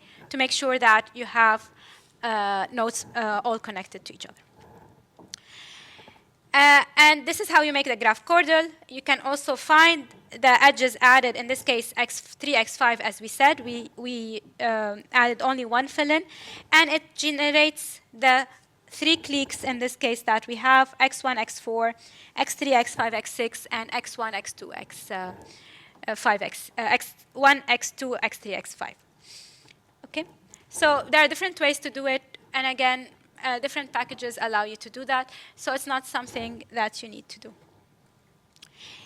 And the next step is how many linking equalities you need to add. And to add these linking equalities, what you need to do is the following. So you need to see between these cliques what are the commonalities, right? So here you have between 1 and 2, you have x1, so one variable. Between 1 and 3, also one variable, which is x1. Between 2 and 3, you have x1, x3, and x5. So you have 3 variables. Okay?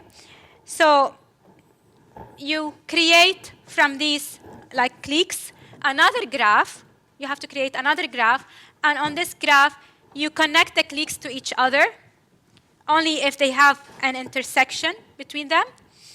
And the weights of these edges will be the number of variables that they are sharing between each other. Okay? So from here, you will create this, C1, C2, C3. C1 and C3 have 1 weight, the 1 variable. C1 and C2, 1, and this has 3. Okay? And from here, you will create the maximum weighted spanning tree. And the maximum weighted spanning tree will create a spanning tree that gives you how many variables you need to add in terms of the linking constraints. And in this case, only 6. You need to add only 6. Okay? I will show you in 1 second. But is it clear? Maybe I repeat it. So from this cliques, 3 cliques that you created, you create another graph where you link these cliques with each other only if they share a common variable. And the weight of this, the connection between these 2 cliques, the weight there is the actual number of variables that they share with each other. And from there, you create the maximum weighted spanning tree. And the maximum weighted spanning tree in this case is as follows. Here they are sharing 1 variable. Here they are sharing 3 variables. And then you add equalities based on that. So the first one, what variable is being shared between C1 and C2? It's x1. So you have to create that the matrix that you generate from the first one is, and its entry related to x1 is exactly the same in C2, where the entry is also x1. So let's take that in a step by step. So in C1, you will have, what did I call it here? Okay, x11. So let me call this x11. So this is, I will define the first matrix x1.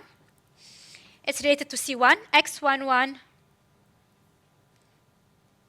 x14, x41, x44.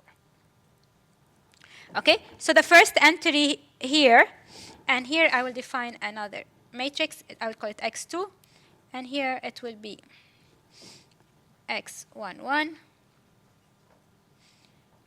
Sorry, I need 3 entries here.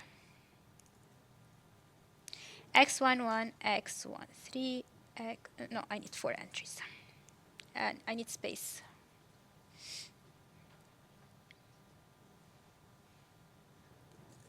Okay, let me write it here. x2. I need it to be 4 by 4. So x11, x13, x15, x16. And here x33, x35, x36. And here x55, x56, and x66. And here the same. So it will be symmetric x13, x15, x16, and x35, and x36, x56. Okay, so this is the 4 by 4, and this is the 2 by 2. I need this one here to be exactly equals to this one here. That's what I'm saying. So I will link the two with each other. So the first entry in x1, the first entry is equals to the first entry in the second matrix. So that's the equation that I will add. And then the same thing. So I will define also x3, another matrix related to the third clique. And again here, I don't know if I have space, x11,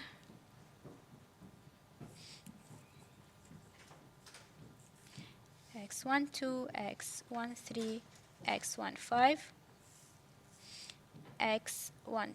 x13, x15, x22, x23, x25, etc. I will not go over all of it. And I want to say here that x13 is equals to this as well, right?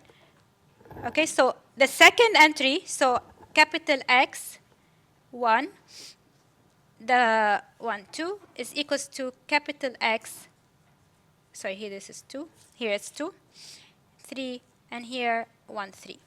So and again, because it's symmetric, I want the first row and the second column with the first row and the third column and vice versa.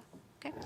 So I'll say the first entry, entry 1, 2 in this matrix X2 should be equals to the first row and the third column in the X3.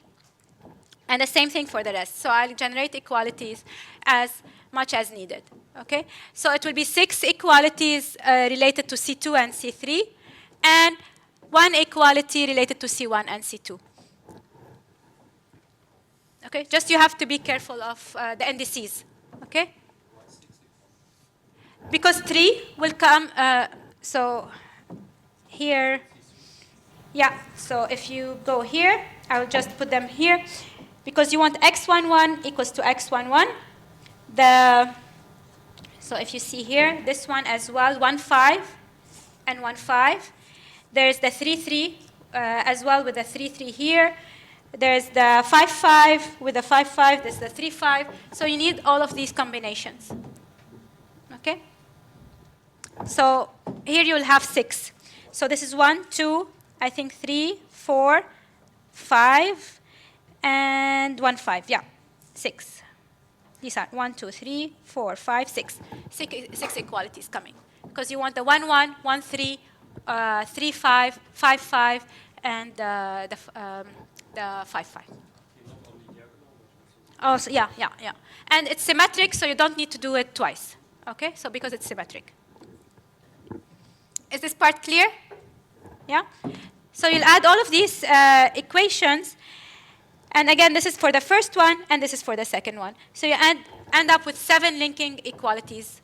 Okay, 3 additional blocks. So instead of the 1 full matrix of dimension 6 by 6, you end up with 3 blocks, but you add also 7 linking equalities to make sure that things are consistent between them. Okay, and that will go, or like will create a sparse STP type of relaxation, where you went from an original polynomial optimization problem with an STP relaxation to a sparse STP relaxation with the blocks. Now, of course, here it's an example of 6 by 6. It doesn't really matter.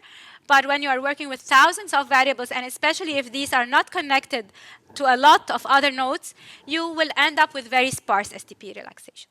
And especially in OPF, you, like with the thousands of buses, you end up with like a lot of blocks, but the maximum size of the biggest block is not a lot. Like usually with the thousands, you might end up with like 30 or 40, like the STP to be of dimension 30 by 30 or 40 by 40 is not a lot compared to starting 1,000 by 1,000. And that's the really nice thing about OPF. It has a lot of nice structure to exploit. And the same thing we do in author networks. We end up with a lot of smaller STP blocks than what we originally started with. And in terms of computational gap, or in terms of like quality of the solution, you are not losing in terms of the quality of the solution. You're getting the same bound as the SDP relaxation for the first level of the hierarchy. Let's take another simple example to see how it works. Okay, so you have the following graph. Again, this is 10 variables in this case, but again, it's very sparse. Not all of them are connected to the others. So you can, again, I would say that's something you can do to check if it's an exercise if you know how to go from this to the sparse SDP blocks. I'll just draw the graph for you and we'll do the chordal extension, but then you can also work out the cliques and the decomposition of the SDP. Okay, so let's draw the graph together. So let's start with, I think, 7, yeah, x7. Let's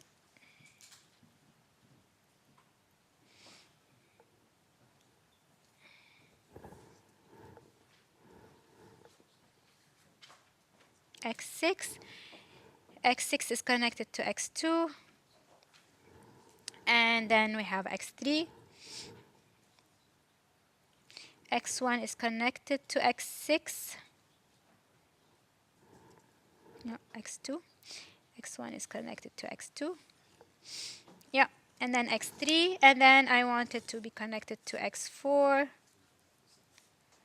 And x4 is connected to x5. And then x3 is connected to x8. And 8 to 9. And 9 to 10. And this, I think this. Yeah. Okay, so we have the following graph. From the polynomial optimization problem, we ended up with the adjacency matrix. And that's like the nodes are connected only if their monomials appear. Now, is this graph, again, chordal? No? So we need to make it chordal because we have a cycle, like you can see especially there, like you have a cycle of length 1, 2, 3, 4, 5, 6, and it's not connected, like we need consecutive edges, non-consecutive edges to be connected. So there are different ways, again, maybe to do it, but how to create a chordal.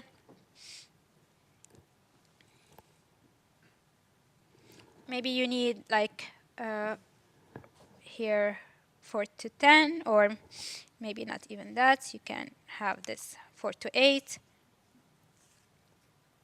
Something like that. Like maybe the 4 being connected. So there are different ways to do it, but the 4 being connected to the 8, also to the 9, also to the 10.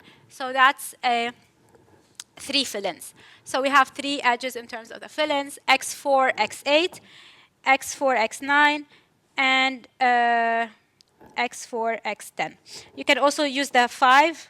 So it really depends on how you want to do it. So there are different ways of doing it. And then you create the cliques from here. And the cliques are these two together. So 7, 6, 6, 2, x1, x2, and then x2, x3. And then you have the clique 3, 4, 8, 4, 9, 8, 4, 10, 9, and 4, 5, 10. Okay? Yes? From 1 to 7 because it's not like a closed loop.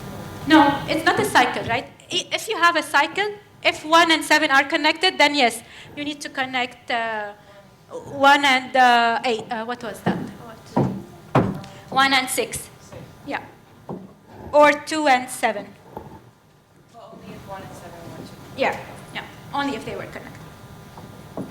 Okay? And then you create from here the cliques. Once you create the cliques, you will also go and check the maximum spanning tree, a weighted spanning tree, to find the linking constraints, and you add that to your problem, and then you end up with a SDP, a new SDP relaxation that is sparse. Okay. So here you started from a 10 by 10 SDP matrix. You ended up with several blocks, and the largest one is a 3 by 3, which again, for the small problems, maybe it's not significant, but for the big ones, it really will be. Is this example clear? And you can proceed from there to find the linking variables and so on. So let's go back to our original, yes?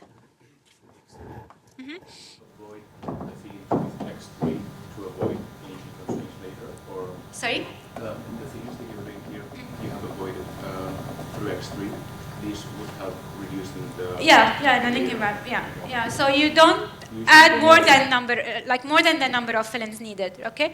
So, But I'm saying you use like x4 as okay. If you do it from x3, Yeah. then you would have More linking, problems later. exactly. So So that's why you do it with a minimum, using a minimum degree, so that you avoid the number of shared variables and the amount of, exactly, yeah. That's a good point. That why we do it in the minimum degree, so that you avoid the amount of linking variables or linking constraints that you need later on, because then it's a lot of things that can be done. Okay?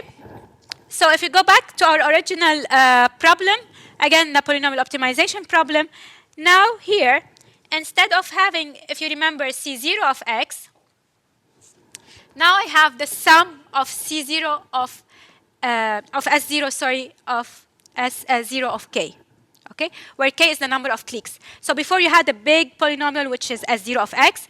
Now you have a sum of polynomials that are S0, but of k, S0 of 1, 2, and 3, depending on the number of cliques that I have. And the same thing for the constraints in terms of the g of I. I have now Si of k instead of S of I. Okay, so now I have smaller number of SDP matrices, because each one here is going to be SOS, but over that clique. And here we still have convergence. So unlike the SOCP, where we didn't guarantee convergence, here we still have convergence. But we cannot say that the level, so the first level, the sparse and the dense are the same. But in the second one, if you go R4, maybe they will not be the same, the sparse and the dense. But at least it converges, okay? But the first level, they are both going to have the same bound. And now I ended up with SDP matrices that are much smaller, because they depend on the the largest clique. Okay. If my largest clique is of size like 3 compared to the 10 matrix that I had, so that's of dimension 3, and so on. Okay. So, and this usually CK, the largest clique, will be much less than n. Now, as I said, there are multiple ways of doing this chordal extension, and multiple ways of how you generate these cliques. So they are not unique, okay? And there's a lot of studies and heuristics of how to generate the best ones and how to create the most efficient ones, so you don't end up with a lot of blocks and a lot of linking variables. And there's a lot of trade-off between the number of blocks that you will add and the linking constraints that you will put there, and also the merging, because in some cases maybe it's worth merging some of these cliques together to have a slightly worse or bigger SDP matrix in terms of computation time. It's slightly worse, but you don't end up with a lot of linking constraints. So this trade-off is really based on experimental results. It's not like there's one clear way of how to do it. And what is really interesting, and what we've been doing in this area or in this space, is how we can learn what is the best type of chordal extension, what is the best decomposition given a particular instance.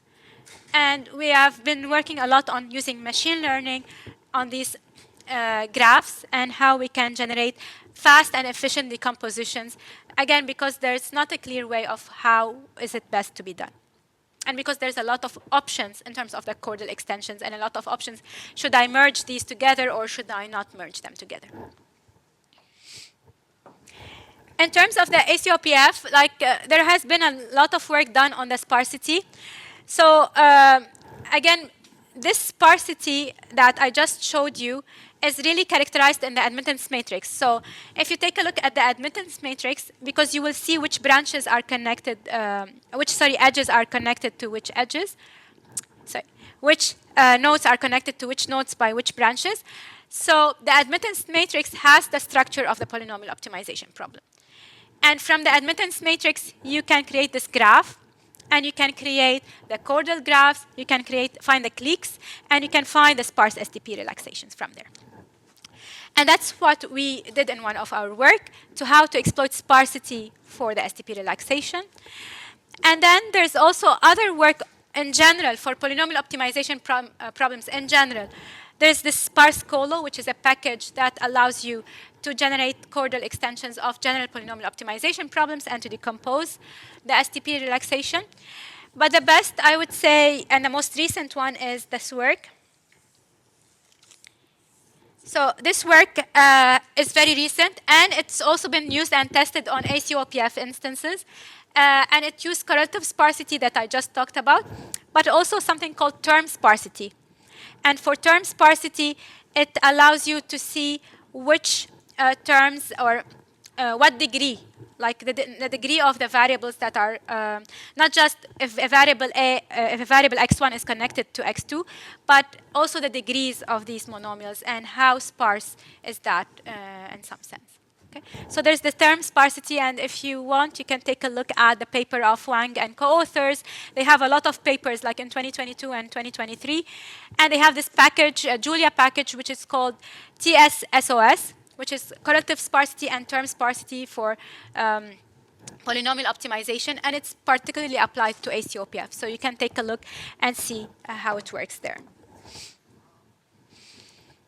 Just to give you a simple also example on the ACOPF where we exploited the correlative sparsity for the 39 buses.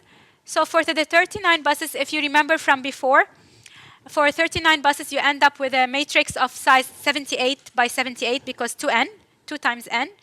Okay, so that's what we have here. So for the dense, this is the dense.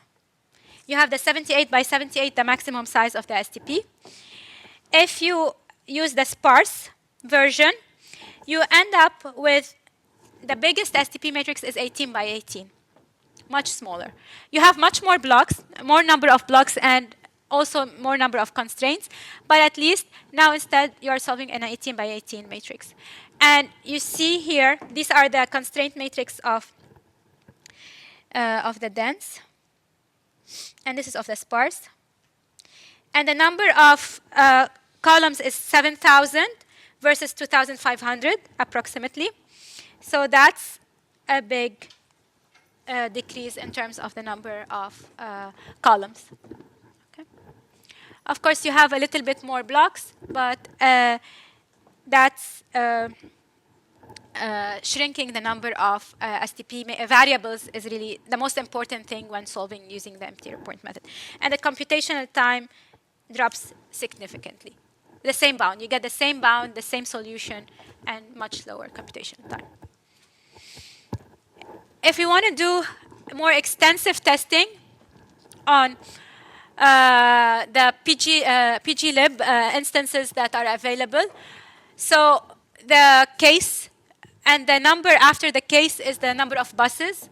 So these are the number of buses. We started with 3 buses, and the network goes up to the 13,000. So the largest size is 13,000 buses. And you can see here, I put the SDSOS, which is the SOCP relaxation, the dense STP, and the sparse STP. Okay? So all the 3 relaxations that we talked about are here. You can see the gap and the computational time. The SDP, the dense one, doesn't solve after a certain number of buses because you have, in terms of computational time. You can see the sparse, the gap is much smaller, especially like you can see here, the gap is much smaller. Sometimes it's 0 gap. You have a lot of 0 gap. The computational time is a little bit higher, but you can see here, like this is 2 seconds versus 500 seconds. But then you are getting a very strong gap. Like sometimes here you get a 15% gap, you can see, compared to 0.17. So there's this trade-off, right? So again, it really depends what you want. You want a high-quality solution or a computation time. Here, it's worth the sacrifice. Like you're spending a few more seconds, like 100 seconds, to get to close the gap or to have a very small gap. So there's this trade-off. But at least now you have another approach that is efficient with a high-quality solution that is able to solve these problems. Yeah, the first level for everything. So I think okay, I didn't put it here, but all first level. Okay, all first level. For the second level, you can only go up to somewhere here. Okay, you cannot even with us, like with the sparsity, there are some ways of dealing with that, and what we're trying also to do is to try to generate cuts from the higher level to add it to the first level, and then improve the bound of the first level. So my main interest is to keep staying in the first level, because going in the second level is really a bit problematic for large instances. So I would like to stay in the first level, either exploit the structure or find cheaper relaxation, or try to generate stronger cuts from other hierarchies or from higher levels, and to add them to the first level to improve. And you don't need to add a lot of cuts, because only there are certain nodes that have certain characteristics that you need to include these constraints, include constraints that are related to that in the first level. So you don't need to add a lot of constraints, for the ACOPF at least, to be able to capture the second level without solving the actually second level. And there are some work by Molzan and co-authors. There is some work on how to generate cuts from the second level. And we're doing that also for water networks, how we can generate cuts from the second level and trying to stay in the first level in terms of computational complexity. Yeah. Going into more the electrical side, since from this computation, the challenge from our understanding is the more the bosses, the more computational time it means. And there is a lot of research into model reduction, like clustering bosses, trying to have equivalent. Have you explored the direction of looking at reduced models that will give you very fast computation time and has the same electrical characteristics as like thousands of models? Yeah. No, not yet, actually, but that's a good point. We're starting also to look at aggregation. Yeah, and that is something we're looking at, but not exactly in this work. Yeah, that's a good point. Okay, so we're trying, to generate, again, the first level, keeping the complexity there, but trying to improve the relaxations in different ways. And that's how, we ended up with computation results that are really reasonable for these types of problems. And again, going back to my point, is that OPF is just one component of a lot of other energy system applications. And what we are now exploiting, or we have another work that we are doing, is on unit commitment with ACOPF. So there you have, in addition to the OPF complexity, you have binary decisions. And there what we do is we do a branch and bound type of framework, but at each node of this branch and bound, you want to solve an ACOPF, right? And there you really want to have quick and fast solutions. So we do that with exploiting sparsity, because otherwise we are not able to solve this huge branch and bound tree. I assume that the gap is the difference between objective function of nonlinear problem. Yeah, so that's a good point. So we use the log, we extracted the feasible solution from IPL there. And we have the actual optimal from research papers or from the literature. So yeah, it's compared to the actual optimal solution or to the best known solution of this instance. But it's also interesting to see feasibility of the solution and the amount of variation that we have. Exactly. So from the STP relaxation and the work of Lavey and Lowe, they are able to show that under certain condition of this X transpose, so you end up with an STP matrix, right, that you're solving. If the rank of this STP is rank 1 or 2, you are able to extract a feasible solution from this. Otherwise, you need to do some additional steps to find a feasible solution. So unfortunately for the SOCP and the STP, it's not always easy in general to extract a feasible solution. And also for a polynomial optimization problem. So here I'm showing you how to get lower bounds. But in general, for general polynomial optimization problems, it's not easy to extract a feasible solution for the problem. And there it's more application dependent. So we focus on the application, and then from the application we customize either a feasible solution or we use one of these like local solvers. K-Nitro as well, like it's a local solver that is really fast and really efficient. There are other solvers that are able to also help you with finding this either global or local solution. Okay? But yeah, you need something on top of that to extract a feasible solution. And it's not totally easy. And for the unit commitment with ACOPF, we use K-Nitro as our solver to be able to get from our bounds, from the STP bounds, to get some feasible solution there. Is there any guarantee that it's easier than solving the original problem, restoring that feasibility? But the original problem, if you solve it with IPO or that, there's no guarantee on the solution quality. Same is true here. If you want to restore the feasibility from another solution, you have a simple problem that there isn't any guarantee and there isn't. No, you're like by the lower bound, you are having a guarantee. By providing you with a lower bound and you have a feasible solution, you say, okay, my feasible solution is within X%, okay, certain percentage. You are providing with a quality guarantee. While if you just get it from a local solver, you have a solution. Also from a lot of now, also the ACOPF literature has a lot of learning, right? Like trying to predict the solution. And with them predicting the solution, you don't have, most of them don't have a guarantee on the quality of the solution because it is just based on like, and that here approaches that we're presenting provides you with this guarantee on the quality of the solution. Okay. So, a couple of things that I want to also wrap up and leave you with.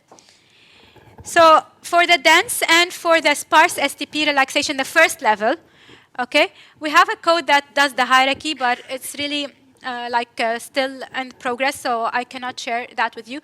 But for the first level, I did the implementation of the first level of the hierarchy of the dense and the first level of the hierarchy of the sparse STP to be able to show you how you will have the links also on the slides on the website.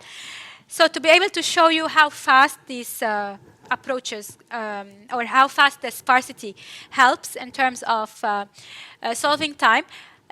Couple of things. You need to have the cases downloaded or extracted from the pglib to be able to also include them in the folder to be able to run it. And you need MOSEC, the license of MOSEC, because otherwise you will not be able to run it. MOSEC has an academic license and it's available on their website. So if you're interested, you can download that. And these are dependent on that. So the two codes that I share with you are dependent on the MOSEC license and on the case. So I used as a test case 6WW, but you can change that and use any of the cases that are on pglib. Okay, so any of these cases here. So I used, it's not on this test instance, but I used the case 6WW, which is one of the cases, and this code, but you can change it and you can put any of the test instances that you want. Okay? And again, in terms of implementation, you formulate the ACOPF problem and the constraints, and then maybe I show you the sparse one.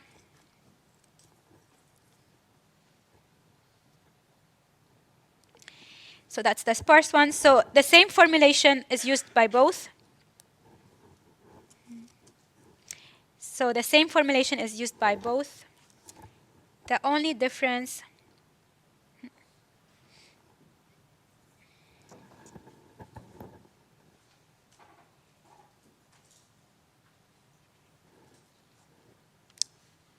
sorry, it's difficult on the tablet to move down.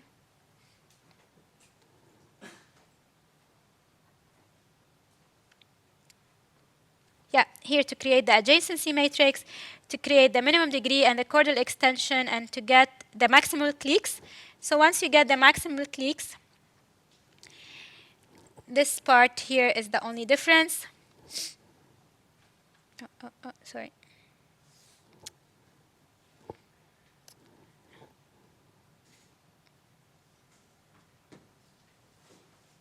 Here.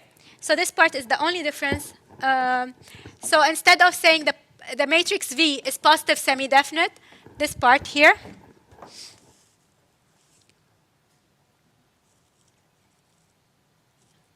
I'm saying here that I want only V, parts of V to be positive semi-definite for these, like that are supported by the cliques.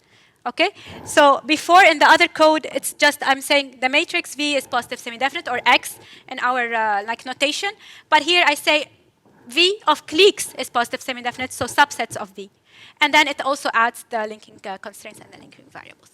So the codes are really identical. It's just that I need to create this chordal extension to generate the cliques, and then finally create the smaller blocks of the STP matrices instead of saying the whole matrix is positive semi-definite. Okay? And again, you can check the code, and if you have any questions, of course, you can let me know and you can email me. And then you will solve it regularly. So everything is identical except that part of the big matrix being positive semi-definite and instead of the small parts. Okay. So with that, I think I would like to conclude. So our takeaways from this part is the following. So I've tried to present to you different types of ways to show how we work with energy systems, with energy applications, in particular the OPF and its extensions. In general, what we are interested in these, like, I would say, network type of problems. So that's the bigger picture. Network type of problems where you have non-convex quadratic polynomial optimization problems. But they have a particular structures because these networks are sparse, like water, gas, and energy. They are sparse, but they have physical constraints that are similar to one another by power flow constraints or friction constraints or gas-related constraints. You can solve these efficiently using STP relaxations because these have been shown that they are really strong in terms of the quality of the bounds for these types of problems. But you can now exploit the structure and exploit the graphical structure of this problem to handle this in a better way and to be able to get the same bounds but in a faster way. The other step is that because there's a lot of these type of chordal extensions and decompositions that are possible, how we can generate the best decomposition possible is something that is in the progress and we're starting to work on by doing some learning techniques on top of that. Instead of like learning how to extract a solution or learning what is the ACOPF final solution, we are trying to keep an optimization framework that has quality guarantees and trying to learn how to solve this faster algorithmically. So that's, I would say, in some sense, what we're trying to do. And if we incorporate on top of that binary variables, how we can make this more efficient by also exploiting the problem formulation by doing a branch and bound on these types of problems that we now know or are able to know how to handle. And I think with that, I want to conclude. Thank you for listening, and I'm open to any of your questions.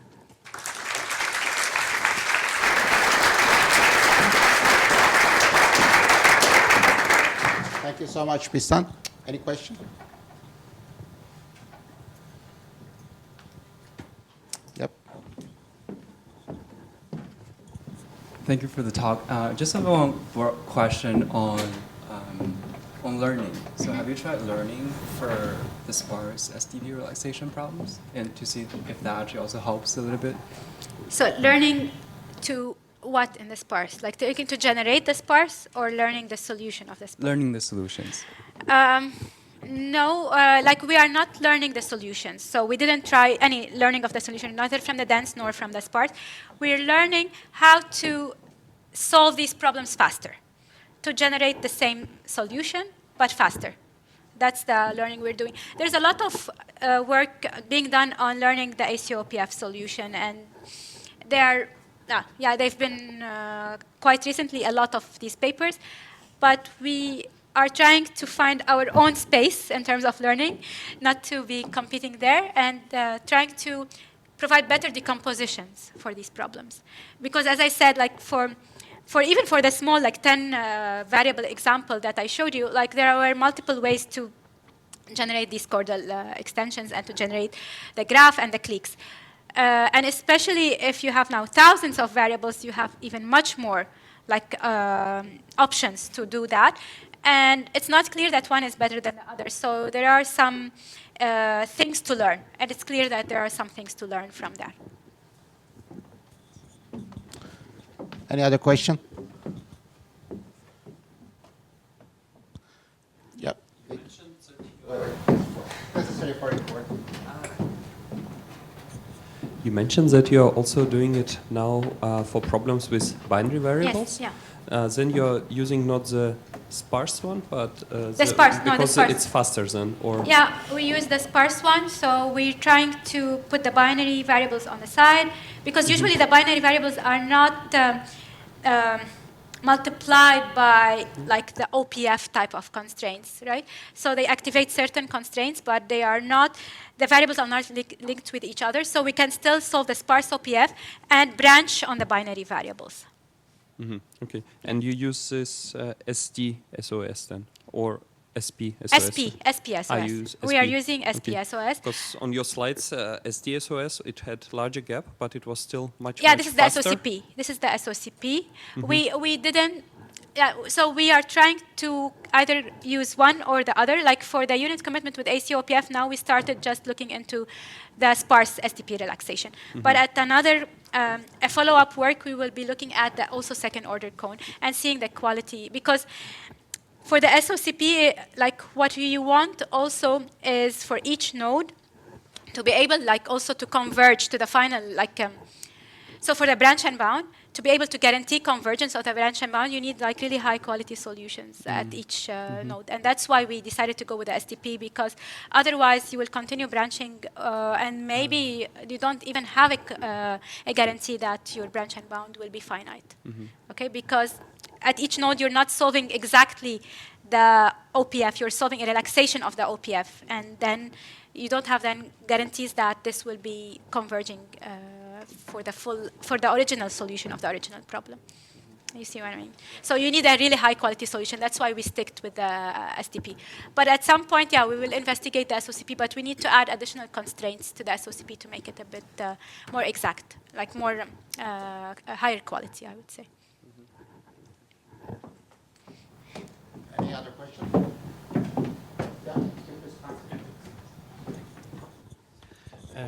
Thank you for your presentation. Is it possible to consider the reconfiguration in your method of the system? Sorry, degree what? Reconfiguration of the system. Yeah, like a reconfiguration of the system. Yeah, you mean without resolving the problem, or? No. I mean, for talking about DFR, if the system changed, because based on the matrices, the admittance and everything going to be changed if the topology of the system change. Is it possible, if you'd consider this, including in the method, what happened if the topology of the system change? And like it doesn't matter, because like we are taking into account the topology, right? Like yes. So you just find another cliques or another decomposition and you resolve. So it doesn't really matter. Okay. Repeat the whole process again. Sorry? You repeat the whole process again. Yes, like if you can warm start from the previous solution, we didn't think about that, but generally, yeah, we would restart, but that's not a problem. Okay. Actually, my question is that when you're looking for the best topology of the system, the problem when is that? Because no, that's a different problem, right? Yeah, like we're not looking at the best topology, but we can solve these problems, yes. So we can formulate an optimization problem to try to find that, and then reuse some of these techniques to find the best topology. For each topology, do the same. Yeah. Yeah, all right. Thank you. Sorry, but just to follow up, like the optimal transmission switching in some sense is doing that, right? Like, so we can handle it with that.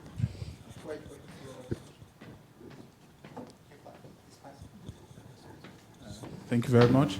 A follow-up to his question, maybe you have answered it, but I didn't get it, is because how we are doing something like this for real-time TSO operation with the topology optimization. And for example, if the suggested changes to the topology was not significant and some of the structure remained, I mean, does this process repeat itself? No, because no, you should use you the can part that warm already start. solved, yeah? Yeah. Okay. Yeah, so you can warm start it. We didn't do that, but I think there are ways to do some warm starting.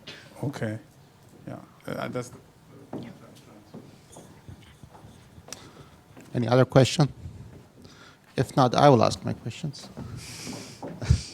Okay, I have two general questions. Sure. One about relaxation. If the relaxation is not tight, we need restore feasibility. I know that it's hard job, but is there any new advance in that in recent years, how to restore feasibility? No, as I said, like now there is a lot of learning that are very fast to be able to find or predict the solution, or the local solvers that are able to generate a feasible solution. Usually for the OPF, for certain cases, it is also like close to optimal. If it's not, is there any things we can do? From the STP relaxation, we didn't look into feasibility yet, at least not yet. Yeah, but it's not easy for the general case. Yeah. But for OPF, maybe we need some expertise in the energy system and electricity system, and to be able to try to maybe extract the solution. But are you aware of any new advances in that, how to restore feasibility in the literature or something? There are some there are some papers. I don't have it on top of my head, but there are some work related to this. Any more questions from your side? Otherwise, I'll ask my second question. Wait. Like just maybe, but not all the time. When a solution is not feasible, it does not always say that the solver is the problem, because the existing topology might be infeasible in itself. And maybe if a solver, depending on the step that was used, turns out that it was infeasible based on the existing constraints you gave, it might be right that the solution is infeasible, and then you just have to find a different domain to start solving again. So the question is, and this also happens for us in the industry, where we maybe have some input parameters from the TSOs to find the secure capacity, and the solver says it's infeasible. And basically we just accept the solution because maybe the boundaries, the constraint the TSO provide is just not because the STP relaxation will give you realistic. infeasibility. If it's infeasible, you will get infeasible. Yes. So infeasible is not always bad. That's the point. And I have my second question. If we manage to convince FERC and DIC one day to use relaxed ACOPF for market clearing, and I'm a market person, how meaningful the prices will be? Do we have any concerns about dual variables or dual problem in Conic or STP problem that we should be careful, or not? The prices will be okay and we can easily rely on prices we can get. There's a lot of numerical instability, to be honest, about this type of formulations, and in MOSEC as well, because it started 10 years ago, so it's not, I would say, very old, but it's not super recent. So there are still a lot of numerical instabilities in these problems. So people will complain about prices? Yeah, I think so. So, but people are looking a lot, I know, in Pascal and the group, they are looking at numerical stability as well. Daniel Beanstalk talked about that. So they are looking at how you can make, because also you can adjust certain parameters and add some additional slight penalties or restrictions to be able to mitigate that. And people are working on this, how to make it stable. This is a naive question, but if there is no numerical instability, if you are fine, then the prices are trustable. Then the dual variables should be okay. Right. But I cannot put my word on this because, again, it depends a lot on the solver quality and the solver performance. Your final chance. Yes, Dick now is excited to ask. This may be a stupid question, but the admittance matrix is Laplacian. Is there any way to exploit that? I have to check. I'm not sure. Yeah. Your final chance to ask last question. If not, please join me to thank Bissan again for wonderful talk.